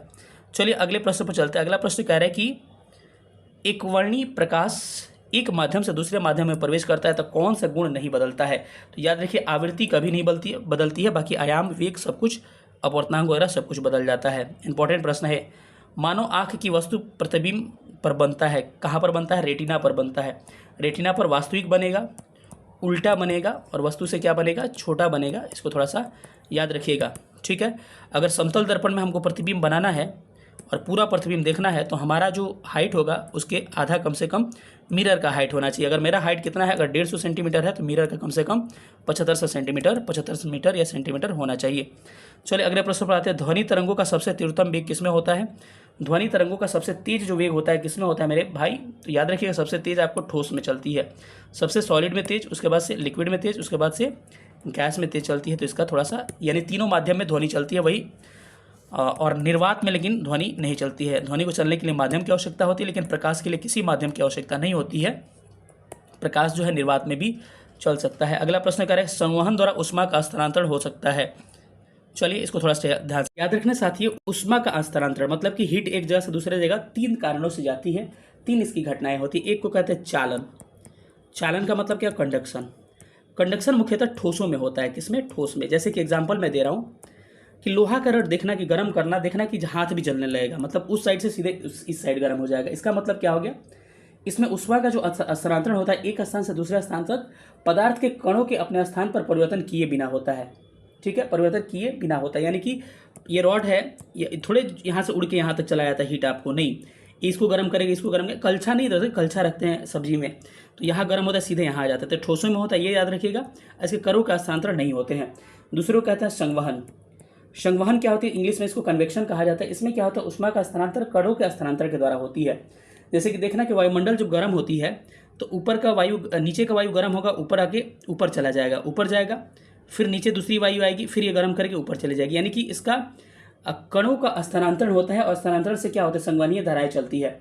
याद रखिएगा कि गैस और द्रवों में पूछेगा कि गैस और द्रवों में हीट ट्रांसफर ऊष्मा का स्थानांतरण किससे होता है, संवहन यानी कन्वेक्शन से। उदाहरण के लिए केतली का पानी जब गर्म करिएगा तो नीचे वाला गर्म होगा, ऊपर चला जाएगा, फिर उसका जब वो आएगा, फिर ये मतलब कि ये ऊपर नीचे होते रहते हैं। तो गैस द्रव में संवहन से होता है। वहीं एक तीसरा होता है जिसको हम लोग विकिरण के नाम से जानते हैं, रेडिएशन। रेडिएशन में क्या होता है, रेडिएशन में आपको इस विधि में ऊष्मा जो होती है गर्म वस्तु से ठंडी वस्तु की ओर बिना किसी माध्यम के जाती है। जैसे सूर्य का प्रकाश, अब सूर्य का प्रकाश ऐसा नहीं कि हमको पहुंचता है हमारे पास गर्म करने के लिए, नहीं, यहाँ से सीधे आता है, हमको सीधा गर्म करता है, किसी माध्यम की आवश्यकता इसको पहुंचने के लिए नहीं होती है। तो इसको थोड़ा सा ध्यान रखिएगा। तो कह रहे हैं कि संवहन द्वारा ऊष्मा का स्थानांतरण किसमें होता है, गैस और द्रव में होता है। तो ऑप्शन क्या होगा, ऑप्शन इसका सी करेक्ट होने वाला है। लेंस की शक्ति मापी जाती है किससे, डायप्टर से, यानी कि पावर को हम लोग डायप्टर से मेजर करते हैं। अगले प्रश्न पर आते हैं। अगला प्रश्न कह रहे हैं कि तड़ित से वृक्ष में आग लग सकती है, यानी बिजली जो नहीं गिरता है, क्योंकि इसमें अधिक मात्रा में क्या होता है, इसमें विद्युत ऊर्जा क्या होता है, अधिक मात्रा में होता है। लेकिन खोखला जो होगा, खोखला सरफेस, उस पर आपको ये नहीं गिरती है बिजली वगैरह से। कार वगैरह खोखला है ना, तो बिजली इसमें अंदर जाने की संभावनाएं नहीं होती है। थोड़ा सा ये प्रश्न पूछा जाता है। प्रकाश ऊर्जा ऑप्टिकल फाइबर में जब जाती है, मैंने बताया था पूर्ण आंतरिक परिवर्तन, जो चमकेगा सब पूर्ण आंतरिक परिवर्तन, एक्सेप्शन एक ऑप्टिकल फाइबर। ठीक है, चलिए अगले प्रश्न पर हम लोग चलते हैं। अगला प्रश्न क्या कह रहा है, कह रहा है निम्नलिखित में से कांच का कौन सा प्रकार पराबैंगनी किरणों को काट सकती है। तो इसमें आपको हो जाएगा क्रूक्स कांच जो होगा इस पराबैंगनी किरणों को काट देगा। पायरेक्स कांच का प्रयोग कहाँ करते हैं, प्रयोगशाला में इसका हम लोग करते हैं। ठीक है, थोड़ा सा इसको ध्यान रखिएगा। अगला प्रश्न क्या है कि वायुमंडल में प्रकाश का प्रसार किस कारण से होता है। तो ये होता है किसके कारण, धूल कणों के कारण वायुमंडल में प्रकाश का प्रसार एक जगह से दूसरे जगह हो पाता है। अगला प्रश्न पे आते हैं कि विद्युत चुंबकीय तरंगों का वेलोसिटी कितना होता है। विद्युत चुंबकीय तरंग मतलब कि प्रकाश की चाल पूछा है, तो प्रकाश की चाल 3 × 10⁸ है, पावर है, मीटर प्रति सेकेंड होती है। ध्वनि की चाल 332 मीटर प्रति सेकेंड होती है। अगले प्रश्न पर आते हैं। अगला प्रश्न कह रहा है कि केपलर का द्वितीय नियम आधारित है किस पर। केपलर का जो सेकंड लॉ है वो आधारित है आपको क्या, कोणीय संवेग संरक्षण के सिद्धांत पर। ठीक है, ऑप्शन इसका बी करेक्ट हो जाएगा। ये सारे टीजीटी के प्रश्न हैं। अगला प्रश्न है कि निम्नलिखित में से कौन सी सदिश नहीं है। मैं बोला था ना कि जितना आपको दिया है सदिश मैं बता चुका हूँ, तो सदिश नहीं है। ये सब सारा टॉपिक इंपॉर्टेंट, इसको आपको रिवीजन करना है। तो कौन सा सदिश नहीं होगा, विस्थापन क्या होगा, वह है वेग, वह होगा। गति क्या है, सदिश नहीं है, क्या है, अदिश राशि है। तो ऑप्शन इसका ए करेक्ट हो जाएगा, option A is right answer. अगले प्रश्न पर आते हैं कि सौर ऊर्जा को विद्युत ऊर्जा में कौन परिवर्तित करता है। तो याद रखिएगा, सौर ऊर्जा को विद्युत ऊर्जा में परिवर्तित करने के लिए फोटोवोल्टेइक सेल क्या करता है, सौर ऊर्जा को विद्युत ऊर्जा में परिवर्तित करता है। थोड़ा सा हम लोग परिवर्तन को देख लेते हैं। अगर बात करें साथियों डायनेमो का काम क्या है। डायनेमो का मतलब समझ रहे हो, जनरेटर। तो जनरेटर क्या करता है भाई, हमसे क्या लेता है, यांत्रिक ऊर्जा लेता है और किसमें, विद्युत ऊर्जा में कन्वर्ट करता है। तो डायनेमो क्या करेगा, डायनेमो यांत्रिक ऊर्जा को, मैकेनिकल एनर्जी को आपको विद्युत ऊर्जा में, मैकेनिकल को किस में, इलेक्ट्रिक एनर्जी में कन्वर्ट करेगा। वही मोटर की बात करें तो मोटर हमसे क्या लेता है, इलेक्ट्रिसिटी लेता है, यानी विद्युत ऊर्जा को, और देता है क्या, पानी क्या है, मैकेनिकल एनर्जी, यांत्रिक ऊर्जा है। इसके अलावा आपसे पूछा जाए कि मोमबत्ती क्या करता है, रासायनिक ऊर्जा को जल के प्रकाश ऊर्जा और किस में, उष्मा ऊर्जा में कन्वर्ट होता है। माइक्रोफोन हम लोग बोलते हैं क्या होता है, ध्वनि लेता है, विद्युत में कन्वर्ट करता है। आपको हम पढ़ा रहे हैं तो हमसे ध्वनि ले रहा है, लेकिन विद्युत ऊर्जा में आपको सुना रहा है। यानी कि क्या करेगा, माइक्रोफोन ध्वनि ऊर्जा को किस में कन्वर्ट करेगा, ध्वनि ऊर्जा को आपको विद्युत ऊर्जा में कन्वर्ट करेगा। लाउड स्पीकर क्या होता है भाई, विद्युत लेता है और बजने लगता है, यानी कि विद्युत ऊर्जा को ध्वनि ऊर्जा में कन्वर्ट करता है। थोड़ा सा अंतर स्पष्ट कर लीजिएगा दोनों में, थोड़ा फास्ट इसलिए चल रहे हैं क्योंकि थोड़ा सा टाइम ज़्यादा हो जाएगा। अगले में आते हैं तो आपसे पूछा जाएगा ट्यूबलाइट क्या करता है, विद्युत लेता है और प्रकाश देता है, तो विद्युत ऊर्जा को प्रकाश ऊर्जा में कन्वर्ट करता है। अगर पूछा जाए कि विद्युत बल्ब क्या करता है, बल्ब आपको करता है कि विद्युत ऊर्जा को किसमें, प्रकाश और उष्मा में, दोनों में एक साथ कन्वर्ट करता है। अगर पूछा जाए विद्युत सेल क्या करते हैं, सेल आपको जो पूछा है प्रश्न ये वो है रासायनिक ऊर्जा को, जो पूछा है नहीं वो नहीं है। सेल क्या करते हैं, सेल में क्या होता है, रासायनिक ऊर्जा होगा बैटरी में, और क्या देगा, विद्युत ऊर्जा देगा। सितार जो बजाते हैं वो क्या देगा आपको, यांत्रिक ऊर्जा को ध्वनि ऊर्जा में कन्वर्ट करता है। इस प्रश्न का आंसर क्या होगा कि प्रश्न क्या पूछा था कि सौर ऊर्जा को विद्युत ऊर्जा में कौन परिवर्तित करता है। तो ध्यान रखिएगा साथियों, इसका आंसर हो जाएगा फोटोवोल्टाइक सेल, यानी कि ऑप्शन नंबर इसका वी करेक्ट हो जाएगा। B is correct answer. अगले प्रश्न पर चलते हैं। अगला प्रश्न क्या कह रहा है कि निम्नलिखित में से प्रकाश के ऊष्मा इंजनों में कार्बोरेटर में प्रयोग किया जाता है। अच्छा बताइएगा, पेट्रोल इंजन में क्या करते हैं हम लोग, कार्बोरेटर का प्रयोग करते हैं। इंपॉर्टेंट प्रश्न है, ध्यान रखिएगा। ठीक है, निम्नलिखित में से किस क्रिया से नए चुंबकीय ध्रुव नहीं बनेंगे। तो इसमें इसका आंसर क्या हो जाएगा, वो क्रिया कौन सी हो जाएगी, वो क्रिया हो जाएगी सीधे तार में विद्युत प्रवाहित करने से। ठीक है, तार में विद्युत प्रवाहित करके कोई चुंबकीय प्रभाव देखने को नहीं मिलता है। अगले प्रश्न पर हम लोग चलते हैं। प्रश्न संख्या 77, लेंज का नियम किसके संरक्षण पर आधारित होता है। लेंज का नियम जो होता है किसके संरक्षण पर, ऊर्जा, एनर्जी के संरक्षण पर आधारित होता है। अगले प्रश्न पर आते हैं। अगला प्रश्न कह रहा है कि निम्नलिखित में से ऊष्मा का सबसे अधिक कुचालक कौन सा है, मतलब कि किससे इलेक्ट्रिसिटी नहीं जाता है। तो सीसा सबसे अधिक नॉन कंडक्टर है, वही क्या है, चांदी क्या है, सबसे अधिक सुचालक है। चांदी नहीं है तो ऑप्शन आप तांबा ले सकते हैं। ठीक है, अगले प्रश्न पर आते हैं। अगला प्रश्न कह रहा है कि विद्युत द्विध्रुव आघूर्ण, इसका मतलब क्या हो गया, डाइपोलर मोमेंट कहते हैं। विद्युत द्विध्रुव आघूर्ण का मात्रक क्या होता है, इसका मात्रक आपको याद रखिएगा साथियों, क्या होता है, एम्पियर मीटर स्क्वायर। रट लीजिएगा, इसको गलती लिखा हुआ है, एम्पियर मीटर स्क्वायर। इसका क्या हो जाएगा, ऑप्शन सी नंबर, सी इसमें भी छूट गया है थोड़ा सा। इसका करेक्ट आंसर हो जाएगा एम्पियर मीटर स्क्वायर, यानी कि ऑप्शन नंबर इसका सी करेक्ट हो जाएगा। ठीक है, एम्पियर मीटर स्क्वायर होगा। ठीक है, था ऑप्शन में, ऐसा नहीं क्यूबिक में से अधिक एक से कोई नहीं ले लीजिएगा। प्रेरकत्व का मात्रक अभी हमने मात्रक वाले में बताया था क्या होता है, ओम। सेकंड होता है ऑप्शन क्या हो जाएगा, लेकिन प्रेरक का क्या होता है, हेनरी होता है, इसको भी ध्यान रखिएगा। अगले प्रश्न पर आते हैं कि कास्मिक किरणें क्या होती है। कास्मिक किरणें एक तरह की कैसी किरणें, आवेशित किरणें होती है, यानी ऑप्शन इसका ए करेक्ट हो जाएगा। अगले प्रश्नों पर आते हैं, निम्नलिखित में से कौन सी विद्युत चुंबकीय तरंग नहीं है।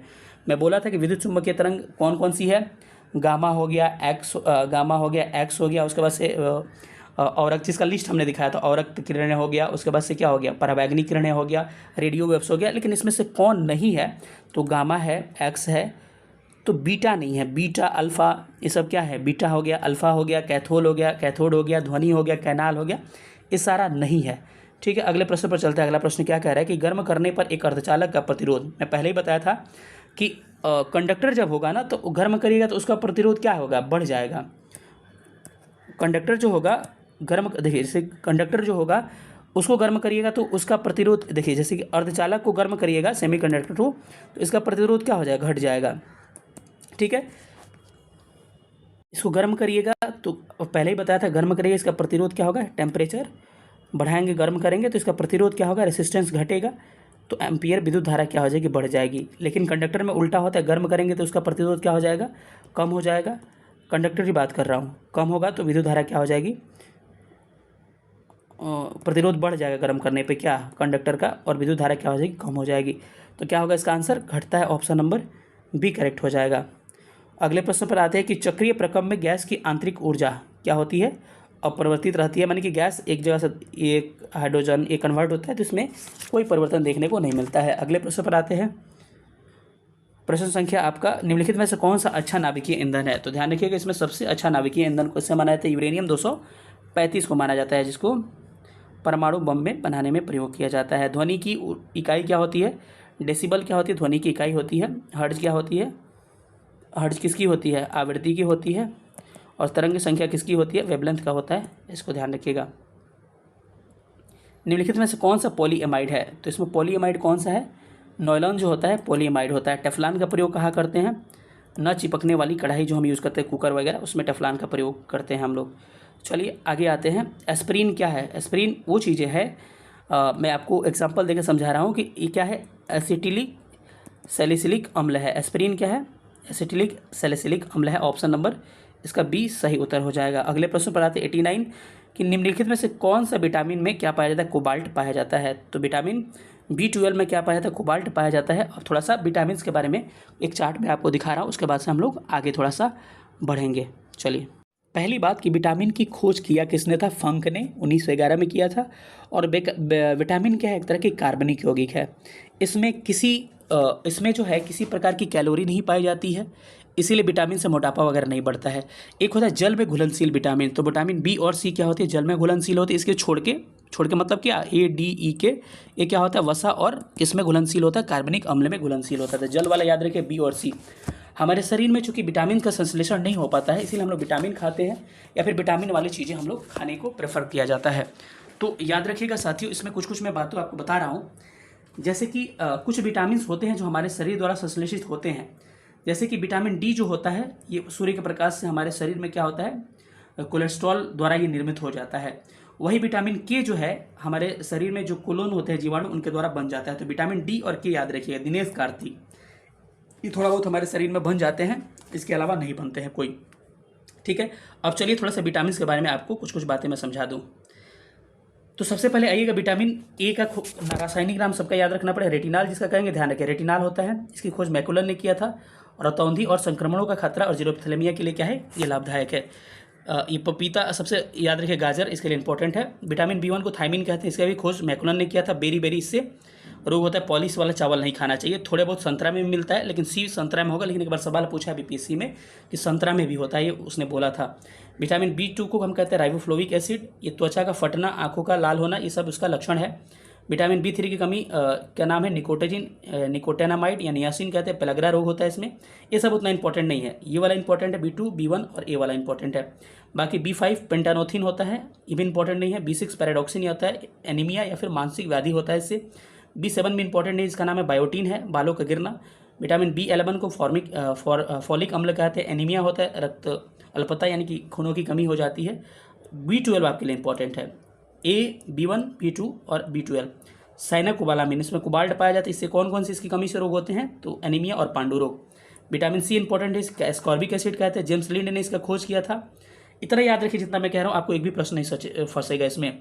और स्कर्वी रोग यानी मसूड़े से फुनना, खून आना, और इस किससे दूर होता है, सबसे अधिक आंवला खाते हैं, खट्टे पदार्थ खाते हैं तो दूर होता है। विटामिन डी को कैल्सीफेरॉल कहते हैं, सी डी ऐसे याद रखिए, कैल्सीफेरॉल डी। बच्चों में रिकेट्स रोग होता है और वयस्कों में ऑस्टियोमेलेसिया रोग होता है। यही इसकी खोज हॉपकिंस ने किया है। अब एक बार पूछा है बीपीएससी में, देखिए लिख दिया है ऑर्गी कैल्सीफेरॉल, याद रखिए ऑर्गी कैल्सीफेरॉल जो होता है ये विटामिन D2 को कहते हैं। D1 D2 भी डिवाइड किया गया है 3 भागों में, तो D2 ऑर्गी कैल्सीफेरॉल और D3 क्या है, कोली कैल्सीफेरॉल। विटामिन ई को क्या कहते हैं, टोकोफेरॉल कहते हैं। इससे जनन शक्ति कम हो जाती है और बंध्यापन आ जाता है, मतलब कि बच्चा नहीं होगा, जनन शक्ति कम हो जाएगी और लोग टोकोने लगेगा तो टोकोफेरॉल, ठीक है, टोकोफेरॉल याद रख सकते हैं। इसके अलावा अंकुरित गेहूं खिलाया जाता है तो सब चीज़ ठीक हो जाएगा, मामला सुधर जाएगा। विटामिन के को फिलोक्रेनिन कहा जाता है, रक्त का थक्का बनना, इसका क्या है, इसमें काम करता है। तो इतना बातें आपको विटामिन से ध्यान रखना है। चलिए अब आगे बढ़ते हैं। यही था साथियों का, निम्नलिखित में से किस विटामिन में कोबाल्ट पाया जाता है, B12 में पाया जाता है। और B1 का नाम क्या है, B1 का नाम है आपका थाइमिन। इससे बेरी बेरी रोग होता है, सबको पता है। चलिए अगले प्रश्न पर हम लोग मूव करते हैं। अगला प्रश्न कह रहे हैं, डेंगू बुखार में निम्नलिखित में किस मच्छर के काटने से होता है। डेंगू बुखार जो होता है आपको एडीज मच्छर के काटने से होता है। ऑप्शन क्या होगा, ऑप्शन बी करेक्ट हो जाएगा। अगले प्रश्न पर चलते हैं। अगला प्रश्न क्या कह रहा है, कह रहा है कि निम्नलिखित में से कौन सी हरित गृह गैस है। थोड़ा सा आपको बीमारी वाला दिखा दे, क्या थोड़ा सा दिखा दे रहे, आपका कंसेप्ट क्लियर हो जाए। ये साथियों कुछ बीमारियों को देख लेते हैं कि जो वायरस से होते हैं। एड्स जो होता है वायरस से होता है, रेट्रो वायरस से। डेंगू जो होता है प्लेटलेट्स की कमी हो जाती है। पीलिया दूषित भोजन जल से होता है। सॉल्क सेविन ने पोलियो की खोज की थी, पोलियो, ठीक है। इन्फ्लुएंजा जो होता है, वेरियोला क्या होता है, वेरियोला चेचक, स्मॉल बॉक्स कहते हैं, छोटी माता, चिकन पॉक्स, वेरिसोला। इसके अलावा गलसोद, आप इसको याद कर लीजिए क्योंकि स्क्रीनशॉट भी ले सकते हैं, हर चीज़ इसमें मेरा लिखा हुआ है, जो बचा हुआ है आपको पेन से लिख दिया हूँ। खसरा मिजल्स कहते हैं इसको, मोरबिली वायरस से होता है। ट्रेकोमा आंखों की बीमारी। हेपेटाइटिस पीलिया यकृत प्रभावित होगा, हेप्टा DNA बी। रेपीज जो होता है हाइड्रोफोबिया कहते हैं, रेबीज को। तंत्रिका तंत्र नर्वस सिस्टम प्रभावित होगा, पहले बता चुके हैं, टीपोरेको। मेनिंजाइटिस मस्तिष्क की बीमारी है, पूछता है। हर्पी जो है त्वचा की बीमारी है। कोविड-19 गला फेफड़ा की बीमारी है, इसको सार्क कोविड-2 कहते हैं। एड्स का full form acquired immuno deficiency syndrome होता है। तो ये सब इंपॉर्टेंट प्रश्न है। और देखिए टाइगर मच्छर के काटने से पीत ज्वर, डेंगू, चिकनगुनिया, जीका होता है। जल जनित रोग मैं बता चुका हूँ कि हैजा, पीलिया, जूंडिस, ये सब किससे, टाइफाइड, आपको जल जनित रोग है। चलिए थोड़ा सा अब आगे आपको मैं दिखा दे रहा हूँ। ये बीमारी देखिएगा आप, तो टिटनेस।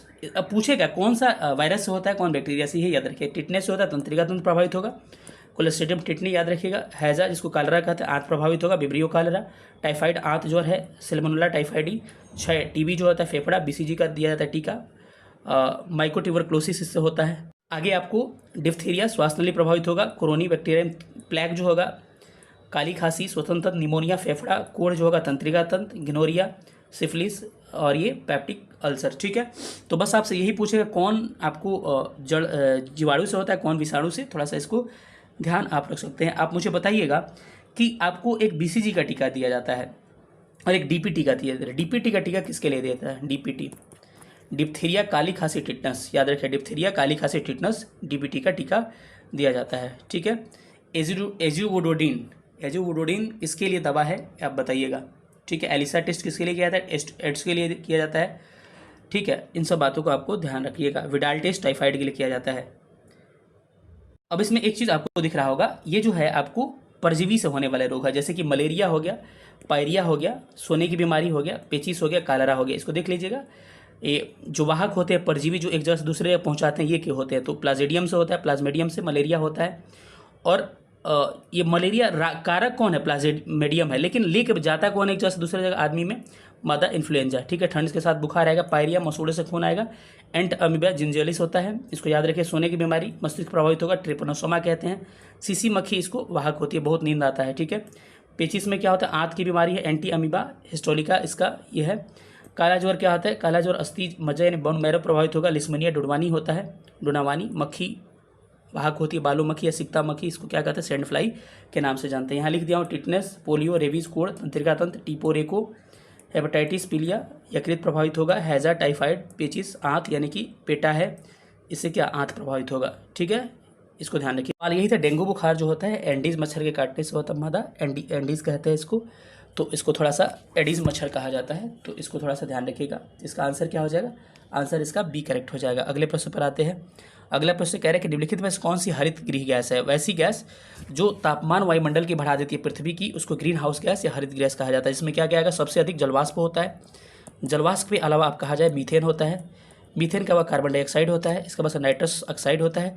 तो ये क्या करती है? आपको टेम्परेचर को बढ़ा देती है। सबसे अधिक पूछती है तो जलवाष्प याद रखिएगा, कहेगा निम्न में से सबसे अधिक, तो जो रहेगा उसको ले सकते हैं, लेकिन सबसे अधिक पूछे तो जलवाष्प सबसे ज़्यादा होता है।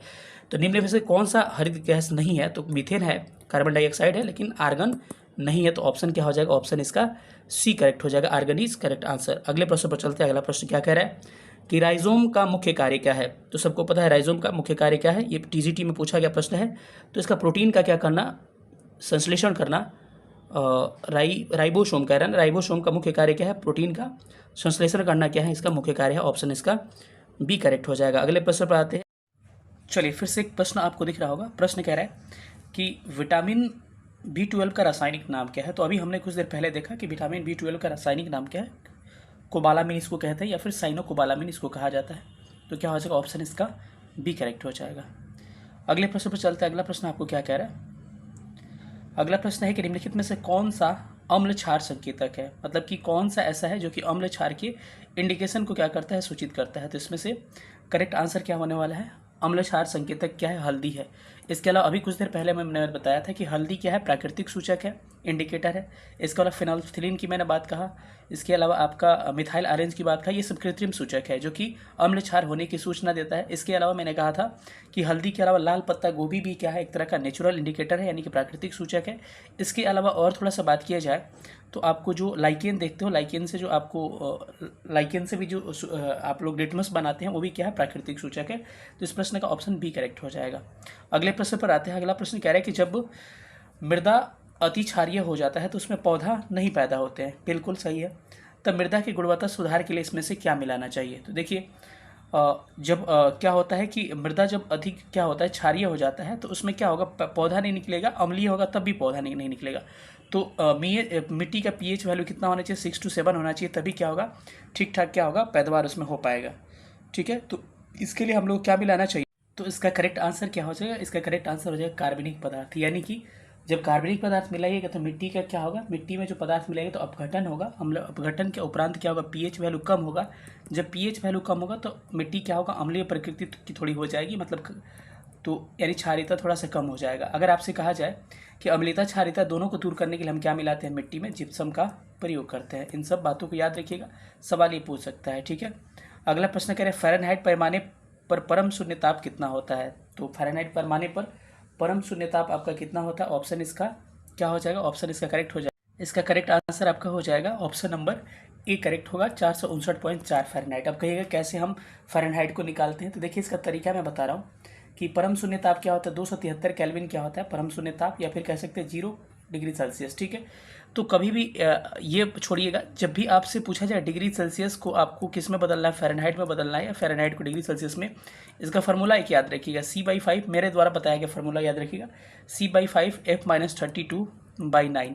इसे क्या निकाल सकते हैं? इससे आप सेल्सियस से आप क्या निकाल सकते हैं? फ़ारेनहाइट पूछ सकते हैं। ठीक है, या फिर फ़ारेनहाइट दिया रहा है तो सेल्सियस, जैसे कहेगा कि 40 डिग्री सेल्सियस को किस में कन्वर्ट करें? फ़ारेनहाइट में।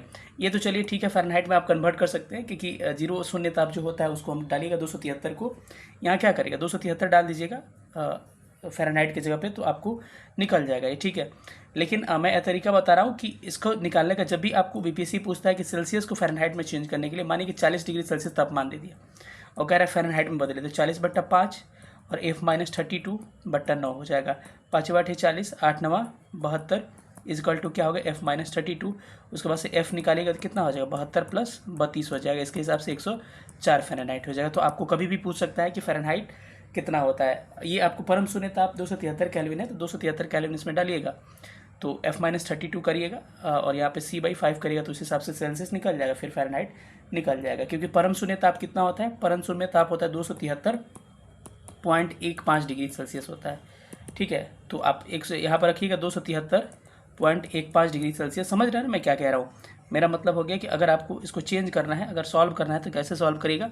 जैसे क्या होता है C/5 मैंने बताया था, C/5 कितना हो जाएगा सेल्सियस 273.15 माइनस में और बट्टा C/5 F-32/9। यहाँ पर आप पुट करिएगा, क्रॉस मल्टीप्लिकेशन वगैरह करिएगा तो कितना आएगा, इसको क्रॉस मल्टीप्लिकेशन करिएगा तो आपको निकल के आएगा आपका 2957 आ जाता है। और फिर इसको करिएगा तो फिर आपको 5 दूनी के 10, 5 दिया 15 कितना होगा, -160 आ जाएगा और प्लस 5F हो जाएगा। ठीक है, और फिर इधर आएगा प्लस होगा तो इसका आ जाएगा 2297 माइनस में और बराबर कितना होगा 5 फ़ारेनहाइट आएगा। इसको जब सॉल्व करिएगा तो आंसर आपका आ जाएगा -459.4, यानी कि ऑप्शन ए करेक्ट होगा।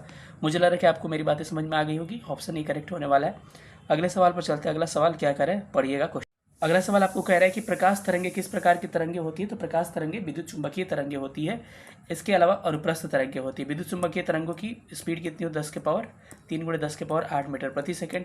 और वही ध्वनि क्या होता है, ध्वनि आपका अनुदैर्घ्य तरंगे होती है, लॉन्गिट्यूडनल वेव्स होती है। ठीक है, अगले सवाल पर आते हैं। कह रहे हैं कि प्रबल अम्ल और प्रबल क्षार से बने लवण का पीएच वैल्यू क्या होगा। तो जब प्रबल अम्ल होगा, प्रबल क्षार होगा तो जो उससे बनेगा लवण तो क्या हो जाएगा, 7 से कम उसकी पीएच वैल्यू हो जाएगी। ठीक है, 1 गीगाबाइट बराबर किसके, बराबर लिखा गया बराबर होगा, 1 गीगाबाइट किसके बराबर होता है, सब आपने पढ़े होंगे कि 1024 MB के बराबर होता है। चलिए, सोडियम हाइड्रोक्साइड और हाइड्रोक्लोरिक अम्ल की अभिक्रिया से सोडियम क्लोराइड बनते हैं, इस अभिक्रिया को क्या कहते हैं। मैंने बोला था कि जब अम्ल आपको रिएक्शन करता है किससे, अम्ल आपको रिएक्शन करता है किससे, क्षार से, तो आपके क्या बनते हैं, लवण और जल बनते हैं, लवण और जल। इस प्रक्रिया को उदासीनीकरण प्रक्रिया कहते हैं, न्यूट्रलाइजेशन रिएक्शन कहते हैं। यानी किसी भी अम्ल को मानिए HCl ले लिए और NaOH ले लिए, इसका रिएक्शन जब कराइएगा तो क्या बन जाएगा, NaCl प्लस वाटर बन जाएगा, इसको उदासीनीकरण प्रक्रिया कहते हैं। तो ऑप्शन क्या होगा, ऑप्शन इसका सी करेक्ट आंसर हो जाएगा, उदासीनीकरण। ठीक है, इसके बारे में डिटेल में अभी कुछ देर पहले आपको बताया मैं कि ऊर्जा उत्पादन के लिए कोशिका प्रायः किसका उपयोग करती है। तो ऊर्जा उत्पादन के लिए कोशिका ग्लूकोज का उपयोग करती है। ठीक है, तो ऑप्शन क्या होगा, ऑप्शन बी करेक्ट हो जाएगा। पीयूष ग्रंथि का कार्य क्या है, ये पूछ रहा है। तो पीयूष ग्रंथि का आपका एक्चुअली काम क्या है कि देखिए, एक से अधिक कार्य इसका हो जाएगा। पीयूष पुरुषों में यौन अंगों का विकसित करना, सभी अंगों में वृद्धि को प्रोत्साहित करना, शरीर में चीनी और नमक की मात्रा को उपयुक्त में से क्या होगा, एक से अधिक हो जाएगा। इसका 0.6 ग्राम क्या होता है, इसका भार होता है। इसको पिट्यूटरी ग्लैंड कहा जाता है। इससे बहुत सारे हार्मोन निकलते हैं, जैसे कि STH हार्मोन हो गया, STH का मतलब हो गया सोमेट्रोपिक हार्मोन। इसके बाद GTH हार्मोन होता है, गोनेडोट्रोफिक हार्मोन। इसके बाद से ACTH होता है, एड्रेनोकार्टिकोट्राफिक कहा जाता है। इसको TSH होता है, थायराइड होता है। उसके अलावा LTH लैक्टोजेनिक हार्मोन होता है। बहुत सारे हार्मोन इससे निकलते हैं, तो यहाँ से सवाल एग्जाम में पूछे जाते हैं। तो इसका आंसर क्या होगा, उपयुक्त में से एक से अधिक इसका करेक्ट आंसर हो जाएगा। मस्तिष्क में कौन सा भाग रक्तचाप यानी कि ब्लड प्रेशर को नियंत्रित करता है। तो ब्लड प्रेशर को नियंत्रित करने वाला हमारे शरीर में जो भाग है वो क्या है, आपका ऑप्शन ही हो जाएगा पांस मेडुला और सेरिबेलम। सेरिबेलम से क्या होता है, बैलेंसिंग होता है। ठीक है, मेडुला पिछला भाग है, पॉन्स उसी का एक भाग हो जाता है। ठीक है, भू स्थिर उपग्रह यानी जियो स्टेशनरी जो सैटेलाइट होता है वो किस तरह से घूमता है, तो स्थिर ऊंचाई पर घूमता है। इसको आपको 36,000 किलोमीटर की ऊंचाई पर हम लोग क्या करते हैं, स्थापित करते हैं। तो ऑप्शन बी करेक्ट हो जाएगा। प्रिज्म द्वारा सफ़ेद प्रकाश के परिक्षेपण में कौन रंग सबसे अधिकतम विचलित होता है। तो आपको पता है जिसका तरंग दैर्घ्य सबसे कम वही सबसे अधिक विचलित होगा, यानी कि बिबग्योर इसका फॉर्मूला है। सबसे अधिक विचलन होता है किसका, बैगनी का, और सबसे कम लाल का, क्योंकि सबसे अधिक क्या होता है आपका, सबसे अधिक तरंग दैर्घ्य लाल का होता है। तो तरंग दैर्घ्य जैसे जैसे बढ़ता जाएगा आपका विचलन भी कम होता जाएगा। ठीक है, तो ऑप्शन क्या होगा, ऑप्शन ए करेक्ट होगा। हरा रंग बीच में होता है, ध्यान रखिएगा। मेघ गर्जन के समय निम्नलिखित में से क्या सुरक्षित होता है। तो मेघ गर्जन के समय इसमें से क्या सुरक्षित हो सकता है, इसका करेक्ट आंसर हो जाएगा ऑप्शन बी, छोटे पेड़ के नीचे आश्रय लेना। तो मेघ गर्जन के समय छोटे पेड़ के नीचे आश्रय लीजिएगा तो वो आपके लिए सुरक्षित हो सकता है। ठीक है, तो क्या हो जाएगा, ऑप्शन इसका बी करेक्ट हो जाएगा। ठीक है, स्वतंत्र रूप से पृथ्वी की ओर आते हुए गिरते हुए निकाय की कुल ऊर्जा क्या होती है, उसकी कुल ऊर्जा आपकी स्थिर रहती है, कोई ऊर्जा में परिवर्तन उसका नहीं होता है। क्योंकि आप काइनेटिक एनर्जी आपने पढ़ा होगा कि 1/2 क्या होता है, mv² होता है। इस हिसाब से लगाइए फार्मूला तो आपको ये निकल जाएगा। नेत्रदान में कौन सा भाग दिया जाता है, नेत्रदान में क्या दिया जाता है, कार्निया दिया जाता है। हम लोग कहते हैं नेत्रदान में कन्या दिया जाता है। इसीलिए आँखों का रंग कहा जाए कि आँखों का रंग निर्धारित किससे होता है, तो आँखों का रंग आइरिस से निर्धारित होता है। किससे मेरे भाई, आइरिस से हमारा आँखों का रंग निर्धारित होता है। इस प्रश्न का करेक्ट आंसर क्या होगा, कार्निया इसका करेक्ट आंसर होगा। हमारे शरीर में, हमारे आँखों में इमेज कहाँ बनता है, रेटिना पर बनता है। वास्तविक होता है, उल्टा होता है, वस्तु से छोटा होता है, वो फिल्म की तरह काम करता है। सोडियम कार्बोनेट जो होता है एक क्षारक लवण है, क्योंकि क्यों क्षारक लवण है? क्योंकि इसका आंसर हो जाएगा आपका करेक्ट आंसर, इसका करेक्ट आंसर क्या हो जाएगा? ऑप्शन सी हो जाएगा, कमजोर अम्ल तथा प्रबल क्षार, इसका ऑप्शन सी करेक्ट हो जाएगा। प्रकाश की उपस्थिति में बेंजीन क्लोरीन से अभिक्रिया कर क्या बनाती है? तो प्रकाश की उपस्थिति में बेंजीन क्लोरीन से अभिक्रिया करके बनाती है आपका बेंजीन हेक्साक्लोराइड बनाती है, क्या हो जाएगा? ऑप्शन सी करेक्ट हो जाएगा। ठीक है, बेंजीन में आपको कमेंट करके बताना है कितने पाई और कितना सिग्मा बॉन्ड होते हैं, कई बार एग्जाम में पूछा है। ठीक है, तो आप लोग कमेंट करके बताइए कि बेंजीन में कितने पाई और कितने सिग्मा बॉन्ड होते हैं। चलिए अगला प्रश्न आपको कह रहा है कि चूल्हे को जलाने पर कैल्शियम ऑक्साइड तथा कार्बन डाइऑक्साइड प्राप्त होती है, इस प्रक्रिया को क्या कहा जाता है? तो इस प्रक्रिया को हम लोग क्या कहते हैं? चूल्हे को जलाने पर आपको क्या बनता है?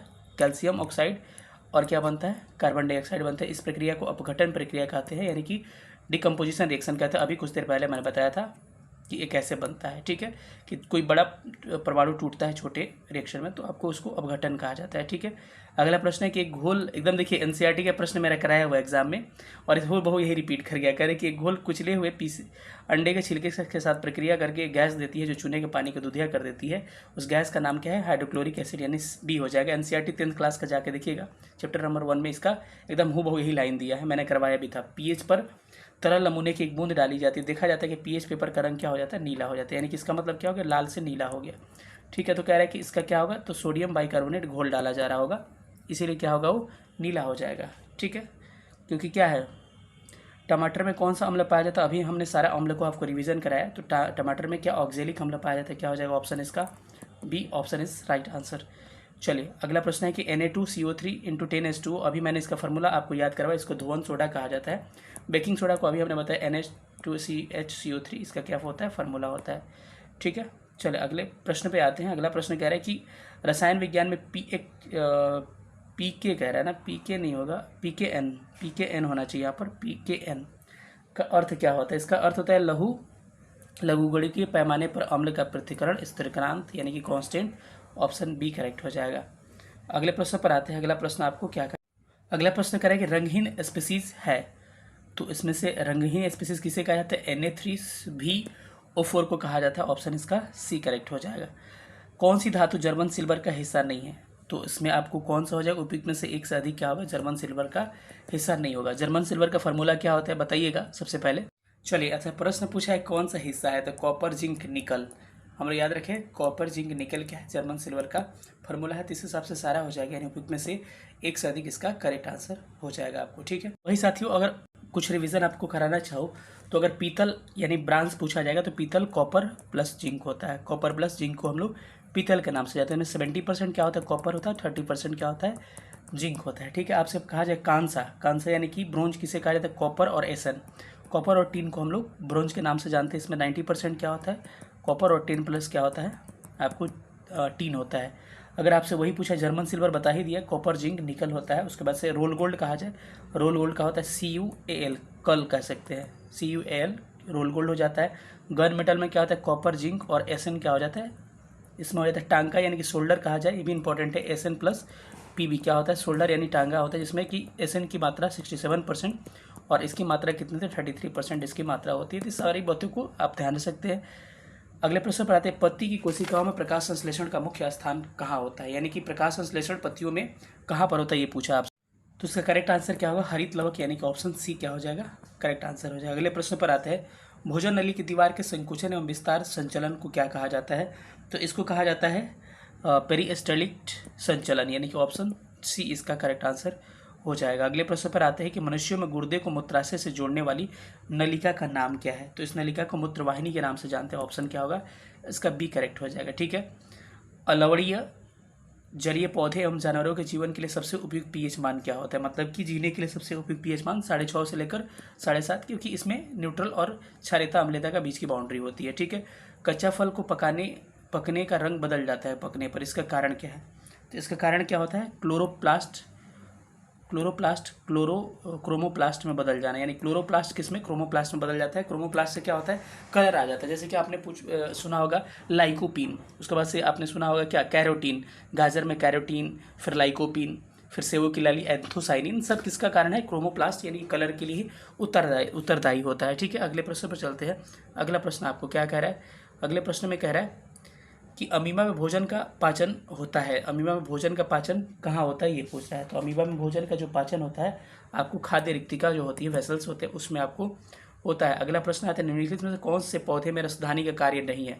तो इसमें से कौन सा रसधानी का कार्य नहीं है, तो वे विषाक्त अपचयी अपशिष्टों को संग्रहित करते, ये सही है।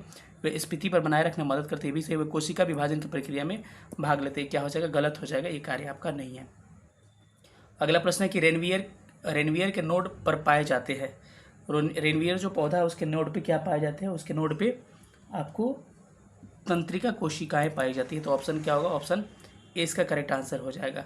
अगले प्रश्न पर आते कह रहे कि पक्षी और सरीसृप के बीच में अप्राप्त कड़ी क्या होती है। यानी पक्षी और जो सरीसृप यानी कि रेंगने वाले जीव हैं उसके बीच की कड़ी को हम लोग कहते हैं आर्कियोप्टेरिक्स।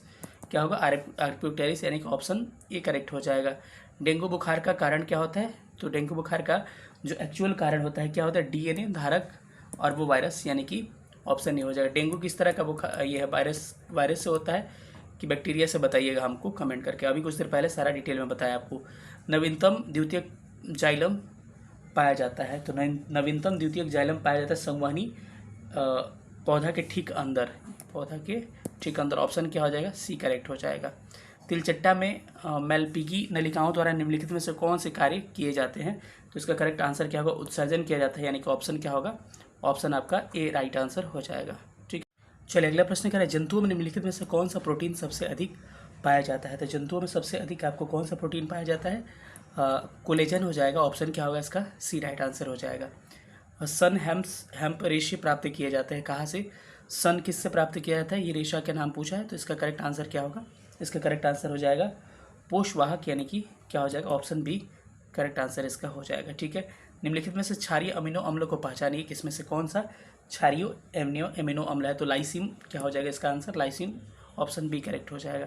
रासायनिक रूप से इंसुलिन क्या है, एक तरह का इंसुलिन को हार्मोन कहा जाता है और रासायनिक रूप से इसको प्रोटीन कहा जाता है। ठीक है, ऑप्शन अगला चलते हैं कि नाइट्रोजन एक आवश्यक अवयव नहीं है, नाइट्रोजन का एक आवश्यक अवयव निम्नलिखित में से कौन सा नहीं है, तो क्या हो जाएगा, इसका करेक्ट आंसर हो जाएगा कार्बोहाइड्रेट नहीं होगा, यानी कि ऑप्शन सी राइट आंसर हो जाएगा। कि फिर कह रहा है निम्नलिखित में से कौन सा आनुवांशिक बीमारी है, तो इसमें से आनुवांशिक बीमारी आपको बताना है कि कौन सा आनुवांशिक बीमारी है, तो क्या होगा, फेनिल कीटोन यूरिया, इसको फेनिल कीटोन में भी कहा जाता है, ऑप्शन सी हो जाएगा। कोढ़ जो है आपको किससे होता है, आपको कोढ़ होता है आपको बैक्टीरिया से, मोतियाबिंद भी आंखों की ऐसे नॉर्मल बीमारी है। इसके अलावा कहा जाए कि हीमोफीलिया हो गया, टर्नर सिंड्रोम हो गया, डाउन सिंड्रोम हो गया, पटाऊ सिंड्रोम हो गया, ये सब कैसी बीमारियां हैं, ये सारी आपको आनुवांशिक बीमारियां हो जाएगी। चलिए अगले प्रश्न पर चलते हैं। अगला प्रश्न कह रहा है कि डीएनए मुख्यतः पाया जाता है, तो डीएनए मुख्यतः किस में पाया जाता है, तो बताइएगा, आपको केंद्रक यानी कि न्यूक्लियस में पाया जाता है। इसके अलावा चलिए अगले प्रश्न पर आता है, निम्नलिखित में से कौन सा पादप हार्मोन नहीं है, तो इसमें जो ऑप्शन दिया गया है इसमें से कौन सा पादप हार्मोन नहीं है। तो इस प्रश्न में विवाद भी चला था कि इंडोन एसिटिक अम्ल, कई लोग इसको अलग, मतलब कि इसमें से क्या होगा, उपयुक्त में से कोई नहीं, यानी कि सारे पादप हार्मोन है। शुरू में लोग कहे थे कि इंडोन एसिटिक अम्ल जो होगा ये पादप नहीं, ये भी पादप हार्मोन है, क्योंकि कहा जाता है कि ये एक का भाग होता है, एक टाइप्स होता है। ठीक है, तो ये भी होगा, इंडो एसिटिक अम्ल भी पादप हार्मोन है, जिब्रेलिन है, फ्लोरोजिन से ऑक्सीन हो जाएगा। इसके अलावा आपको आपने पढ़ा होगा कि फलों को पकाने के लिए इंसुलिन प्रयोग कर, फलों को पकाने के लिए जो एसिटिलीन प्रयोग करते हैं वो भी क्या होगा, सारा पादप हार्मोन का एग्जाम्पल हो जाएगा। ठीक है, अगले प्रश्न पर आते हैं कि पादप वर्णक क्या है, पादप वर्णक क्या है, तो आपको ये क्या है, क्रोमोप्रोटीन है, यानी कि रंगों को प्रदान करता है। ठीक है, अगले प्रश्न पर आते हैं बोटुलिज्म क्या है। बोटुलिज्म क्या है कि जब खाना खाइएगा तो भोजन की विषाक्तता को हम लोग क्या कहते हैं, बोटुलिज्म कहते हैं। तो क्या होगा, भोज्य पदार्थ से होने वाले विषैलापन, मतलब कि इसको विषाक्तता कहते हैं। ठीक है, न्यूक्लिक अम्ल का आधारी एकक क्या है, मतलब न्यूक्लिक अम्ल जो बनता है उसका बेस क्या है, मतलब किससे बनाया जाता है, तो इसका करेक्ट आंसर क्या होगा बताइएगा। तो इसका करेक्ट आंसर रहेगा न्यूक्लियोटाइड इज करेक्ट आंसर। चलिए अगले सवाल पर चलते हैं। अगला प्रश्न कह रहा है 51 नंबर कि हमारे शरीर में उपस्थित प्रतिरक्षी पदार्थ कौन सा है। तो हमारे शरीर में उपस्थित प्रतिरक्षी पदार्थ है जिसका नाम हो जाएगा आपको ग्लाइकोप्रोटीन, इसका आंसर हो जाएगा ग्लाइकोप्रोटीन, क्या हो जाएगा, ऑप्शन सी करेक्ट आंसर हो जाएगा। अगले प्रश्न पर चलते हैं। निम्नलिखित में से कौन सा स्व प्रतिरक्षित रोग नहीं है, यानी कि खुद से डिफेंस करने वाला, तो इसमें से करेक्ट आंसर क्या हो जाएगा, 19, ये करेक्ट आंसर ऑप्शन बी हो जाएगा, अल्जाइमर बीमारी जो होगा करेक्ट आंसर इसका हो जाएगा। अगले प्रश्न पर आता है एगार एगार प्राप्त होता है किससे, एगार एगार किससे प्राप्त किया जाता है, इसका करेक्ट आंसर हो जाएगा जेलिडियम से प्राप्त किया जाता है, यानी कि option A is right answer. अगले सवाल पर चलते हैं। अगला प्रश्न कह रहा है कि मायोपिया वह बीमारी है जिसमें व्यक्ति नहीं देख पाता है, कहाँ नहीं देख पाता है, तो इसका करेक्ट आंसर मायोपिया का मतलब क्या होता है, निकट दृष्टि दोष। निकट दृष्टि दोष में नज़दीक का तो दिखता है लेकिन दूर की वस्तु नहीं दिख पाती है, और इसके लिए अवतल लेंस का हम लोग प्रयोग करते हैं, अवतल लेंस प्रयोग करते हैं। तो ऑप्शन क्या हो जाएगा, ए करेक्ट हो जाएगा। वही दूर दृष्टि दोष को हाइपरमेट्रोपिया कहते हैं, उसमें दूर की वस्तु दिखाई देती है लेकिन नज़दीक की दिखाई नहीं देती है, उसके लिए हम लोग उत्तल लेंस का प्रयोग करते हैं। ठीक है, चलिए अब कह रहे हैं कि अनुवांशिकता शब्द मुख्य रूप से संदर्भित होता है, तो अनुवांशिकता आपको अनुवांशिकी यानी जेनेटिक से संदर्भित होता है, तो ऑप्शन क्या होगा, सी करेक्ट होगा। चलिए अगले प्रश्न पर चलते हैं। अगला प्रश्न आपको कह रहा है कि जिन डिब्बों में खाने पैक किए जाते हैं उन पर टीन की परत चढ़ाई जाती है, न कि जिंक का। क्यों, क्योंकि सिंपल सी बात है, जिंक जो होता है, जिंक टीन की तुलना में अधिक प्रतिक्रियाशील होता है, इसीलिए हम लोग इसमें क्या करते हैं, टीन की परत चढ़ाते हैं। ऑप्शन क्या हो जाएगा, बी इसका करेक्ट आंसर हो जाएगा। वह प्रक्रिया जिसमें प्रकाश संश्लेषण के दौरान वायुमंडलीय कार्बन डाइऑक्साइड को कार्बोहाइड्रेट में परिवर्तित किया जाता है, उस प्रक्रिया को हम लोग क्या कहते हैं, अपचयन कहते हैं। अपचयन का मतलब क्या हो गया, ऑक्सीजन का नहीं जुड़ना, ऑक्सीजन का हटना, मतलब कि इसको हम लोग क्या कह सकते हैं, ऑक्सीकरण कहते हैं। आपको उपचयन को ऑक्सीकरण कहते हैं, उपचयन को जिसमें ऑक्सीजन जुड़ जाता है इंग्लिश में ऑक्सीडेशन कहा जाता है। अपचयन में क्या होता है, रिडक्शन कहा जाता है, यानी कि ऑक्सीजन इससे हटता है। ठीक है, तो ऑप्शन इसका बी करेक्ट आंसर हो जाएगा। अगला प्रश्न पर आते हैं, एक प्रिंटर की गुणवत्ता किससे निर्धारित होती है। जो प्रिंटर की जो गुणवत्ता होती है आपको इस किससे निर्धारित होती है, बिंदु प्रति इंच से, यानी क्या हो जाएगा, ऑप्शन इसका सी करेक्ट आंसर हो जाएगा। अगले प्रश्न पर चलते हैं कि ट्रेकोमा रोग संबंधित है किससे, सबको पता है ट्रेकोमा आंखों की बीमारी है, तो किससे संबंधित है, आपको सी बीमारी है। आपको कमेंट करके बताना है कि मेनिंजाइटिस किसकी बीमारी है, किस कहाँ पे होता है। ठीक है, निम्नलिखित में से कौन सा न्यूटन की गति के प्रथम नियम का तीसरे नियम का प्रयोग करता है, तो जहाँ पे आयु का आंसर था इस हिसाब से तीरंदाजी भी करता है, आपको रॉकेट भी करता है, तो उपयुक्त में से एक से अधिक इसका आंसर लिया गया था। इसके अलावा पृथ्वी पर जब चलिएगा तो उसमें भी न्यूटन की गति का तीसरा नियम लगता है। इसके अलावा रॉकेट में भी समय संरक्षण का सिद्धांत और न्यूटन की गति का तीसरा नियम लगता है। इसके अलावा धनुष से तीर छोड़िएगा तो आयोग इसको भी माना था, तो इसमें सारे तृतीय नियम न्यूटन के लगते हैं, ध्यान रखिएगा। ठीक है, नाव से उछलिएगा तब भी तृतीय नियम लगता है, यानी कि प्रत्येक क्रिया के बराबर और विपरीत प्रतिक्रिया लगती है। रासायनिक गुणों को अपरिवर्तित रखते हुए एक परमाणु के नाभिक में जोड़े जाने वाले कण क्या है, तो जोड़े जाने वाला कण इसका करेक्ट आंसर हो जाएगा न्यूट्रॉन हो जाएगा, ऑप्शन ए करेक्ट हो जाएगा। चलिए अगले सवाल पर चलते हैं। करें फलों को जबरदस्ती पकाने के लिए निम्नलिखित से किस गैस का प्रयोग करते हैं, सबको पता है, अभी मैंने डिस्कस किया था कि इसको हम लोग प्रयोग करते हैं। आपको किस गैस का प्रयोग करते हैं बताइएगा, करेक्ट आंसर इसका क्या होने वाला है। तो इसका करेक्ट आंसर क्या होगा, ethylene is correct answer, option B correct उत्तर इसका हो जाएगा। चलिए अगले प्रश्न पर आते हैं। निम्नलिखित में से किसकी ऑक्टेन संख्या शून्य होती है। ठीक है, पेट्रोल की गुणवत्ता ज्ञात करने के लिए हम लोग ऑक्टेन संख्या का प्रयोग करते हैं, तो इसमें जो दिया गया ऑप्शन है इसमें आपको किसकी ऑक्टेन संख्या शून्य होगी, तो में से किसी की नहीं, तो क्या हो जाएगा, ऑप्शन ई करेक्ट हो जाएगा। लीची का खाद्य भाग कौन सा है, सबको पता है लीची का क्या भाग खाते हैं हम लोग, एरिल खाते हैं, तो क्या हो जाएगा इसका करेक्ट आंसर हो जाएगा एरिल इज करेक्ट आंसर। ठीक है, अगले प्रश्न पर चलते हैं। कह रहे हैं कि आणविक ऑक्सीजन का पत्तियों से निकलना कौन सी भौतिक प्रक्रिया है, तो आणविक ऑक्सीजन का पत्तियों से निकलना ये कैसी विसरण प्रक्रिया है। विसरण में क्या होता है, आपको विसरण में जो होता है कि इसमें क्या, अगर आपसे पूछा जाए कि पौधे में पानियों को जाना तो परासरण है, प से पानी, प से परासरण, ऑस्मोसिस और ऑस्मोसिस वगैरह का डिफ्यूजन कहा जाता है इसको। किसी गुणसूत्र पर जीनों की अपेक्षित स्थिति ज्ञात करने की प्रक्रिया क्या कहलाती है, इसको हम जीनोम का चलन कहते हैं, यानी कि जीनोम जंपिंग के नाम से जानते हैं, ऑप्शन ए करेक्ट होगा। ब्रायोफाइटा में बीजाणु जो होता है मृत्यु कोशिका होती है कौन सी, आपको इसका करेक्ट आंसर होगा उपयुक्त में से एक से अधिक, यानी द्विगुणित, अगुणित और त्रिगुणित भी हो जाएगा। ब्रायोफाइटा को क्या कहते हैं हम लोग, उभयचर कहते हैं, वनस्पति जगत का उभयचर कहा जाता है। ठीक है, चलिए अगले सवाल पर चलते हैं। सवाल अगला क्या कह रहा है पढ़िएगा। अगले प्रश्न पर आते हैं। अगला प्रश्न आपको दिख रहा होगा स्क्रीन पे। अगला प्रश्न क्या कह रहा है पढ़िएगा इसको। तो ईवीएस का प्रश्न है, इसको मैं ऑलरेडी बता दिया हूँ। एनजीटी जो है नेशनल ग्रीन ट्रिब्यूनल, इसकी स्थापना 2010 में की जाती है। प्रकाश श्रीवास्तव वर्तमान में क्या है, इसके अध्यक्ष है। पौष्टिक रूप से अल्बुगी क्या है, पौष्टिक रूप से अल्बुगी को हम लोग क्या कहते हैं, एक तरह से क्या हो जाएगा, ये अनिवार्य परजीवी है, तो क्या हो जाएगा, ऑप्शन इसका सी करेक्ट हो जाएगा। ठीक है, अगर टफ भी प्रश्न लगे घबराइएगा नहीं, क्योंकि साइंस का मैं सेक्शन ले लिया हूँ जो स्पेशल पेपर है 9th 10th का 6 to 8 का, इसीलिए थोड़ा सा टफ लग सकता है। निम्नलिखित में से कौन सा गलत है। लिलिएसी में कुछ पौधों में क्या होता है, भूमिगत भाग होते हैं, ये करेक्ट है। उसमें मालवेशी में रेशा पौधे आते हैं, बिल्कुल ये भी करेक्ट है। कंपोजिट कंपोजिट में बड़े फूल और बीज वाले पौधे आते हैं, ये करेक्ट इनकरेक्ट हो जाएगा। ठीक है, अगले प्रश्न पर आता है। अगला प्रश्न है हमारे देश में प्रमुख बासमती चावल का उत्पादन करने वाला राज्य कौन हो जाएगा? उत्तर प्रदेश, इसका ऑप्शन सी करेक्ट आंसर हो जाएगा। ठीक है, गोल्डन राइस में कौन सा विटामिन पाया जाता है आप लोग बताइएगा। सोमोक्लोन क्या है? सोमोक्लोन क्या है? एक तरह का, इसमें से कुछ नहीं है, यानी कि एक उपयुक्त में से कोई नहीं, करेक्ट आंसर हो जाएगा। प्रोटीन संश्लेषण की क्रियात्मक इकाई कौन सी है? तो याद रखना कि क्या है, पॉलीसोम कहा जाता है इसको, option B is right answer. सक्रिय परिवहन है। सक्रिय परिवहन किसे कहते हैं हम लोग? तो सक्रिय परिवहन क्या होता है कि सांद्रता प्रवणता के विरुद्ध होता है, इसमें एटीपी की आवश्यकता होती है, यानी कि ऑप्शन क्या होगा इसका? ए करेक्ट आंसर हो जाएगा। ओजोन छिद्र का अर्थ क्या होता है? ओजोन छिद्र का मतलब होता है ओजोन परत का पतला हो जाना, यानी कि समताप मंडल में ओजोन की परत की मोटाई का कम होना। किसने पता लगाया था सब कुछ में? ओजोन वाला ईवीएस में बता चुका। मूंगफली का तेल प्राप्त किया जाता है किससे भाई? तो याद रखना अर्चिस हाइपोगिया से प्राप्त किया है, तो ऑप्शन क्या होगा? सी करेक्ट आंसर हो जाएगा। भोजन का वह घटक जो हमारे शरीर को कोई पोषक तत्व प्रदान नहीं करता है और फिर भी हमारे भोजन के लिए आवश्यक है, उस घटक को हम लोग क्या कहते हैं? उस घटक को हम लोग क्या कहते हैं? ऑप्शन इसका क्या करेक्ट होने वाला है?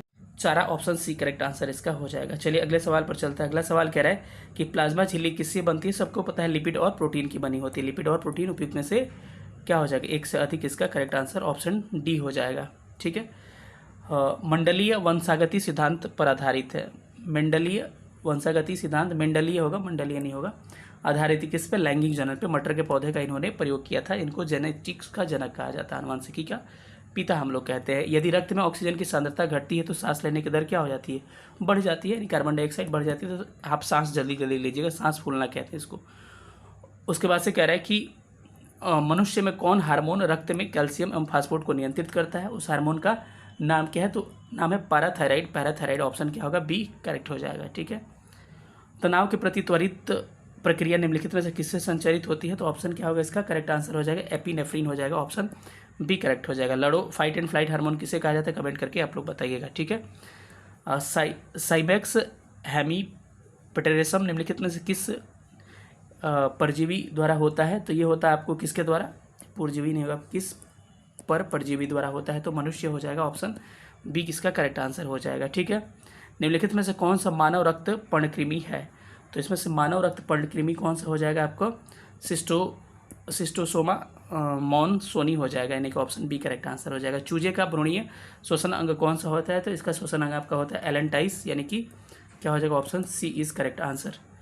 इसके अलावा आखिरी प्रश्न आपको दिख रहा होगा, आखिरी नहीं अभी है। ऑपरीन के अनुसार पृथ्वी के आदिम पूर्वावस्था वातावरण में निम्नलिखित से क्या उपलब्ध नहीं था? तो ऑपरीन कहते हैं कि उस समय ऑक्सीजन उपस्थित नहीं था, तो ऑपरीन महोदय यही बात कहते हैं। ठीक है, अगले प्रश्न पर आते हैं। मायोपिया वह बीमारी है जिसमें ये रिपीट हो गया प्रश्न, यानी क्या हो जाएगा? मैंने अभी बताया था कि दूर की वस्तुएं स्पष्ट रूप से दिखती है लेकिन नज़दीक की नहीं दिख पाती है। ठीक है, अनुवांशिक शब्द मुख्य रूप से किससे संदर्भित होता है? अनुवांशिकी से। लग रहा है प्रश्न रिपीट होने लगा, ऑप्शन इसका सी करेक्ट हो जाएगा। ठीक है, जिन डिब्बों में खान, तो ये भी प्रश्न आपको हो चुका है, यानी कि जिन डिब्बों में खान पैक किया जाता है उन पर टीन की परत चढ़ाई जाती है, ना कि जिंक की। तो जिंक जो होता है टीन की तुलना में अधिक प्रकृतिशील होता है, इसको अभी मैंने बताया। ठीक है, ये सारे प्रश्न हो चुके हैं, तो प्रश्न रिपीट हो रहा है, तो रिपीट करने से कोई फ़ायदा नहीं। इसी के साथ आपका सारा सेशन समाप्त हो गया साइंस का भी। वीडियो को अधिक से अधिक शेयर करेगा, अधिक से अधिक लाइक करेगा। थैंक यू सेशन देखने, थैंक यू सो मच, जय हिंद।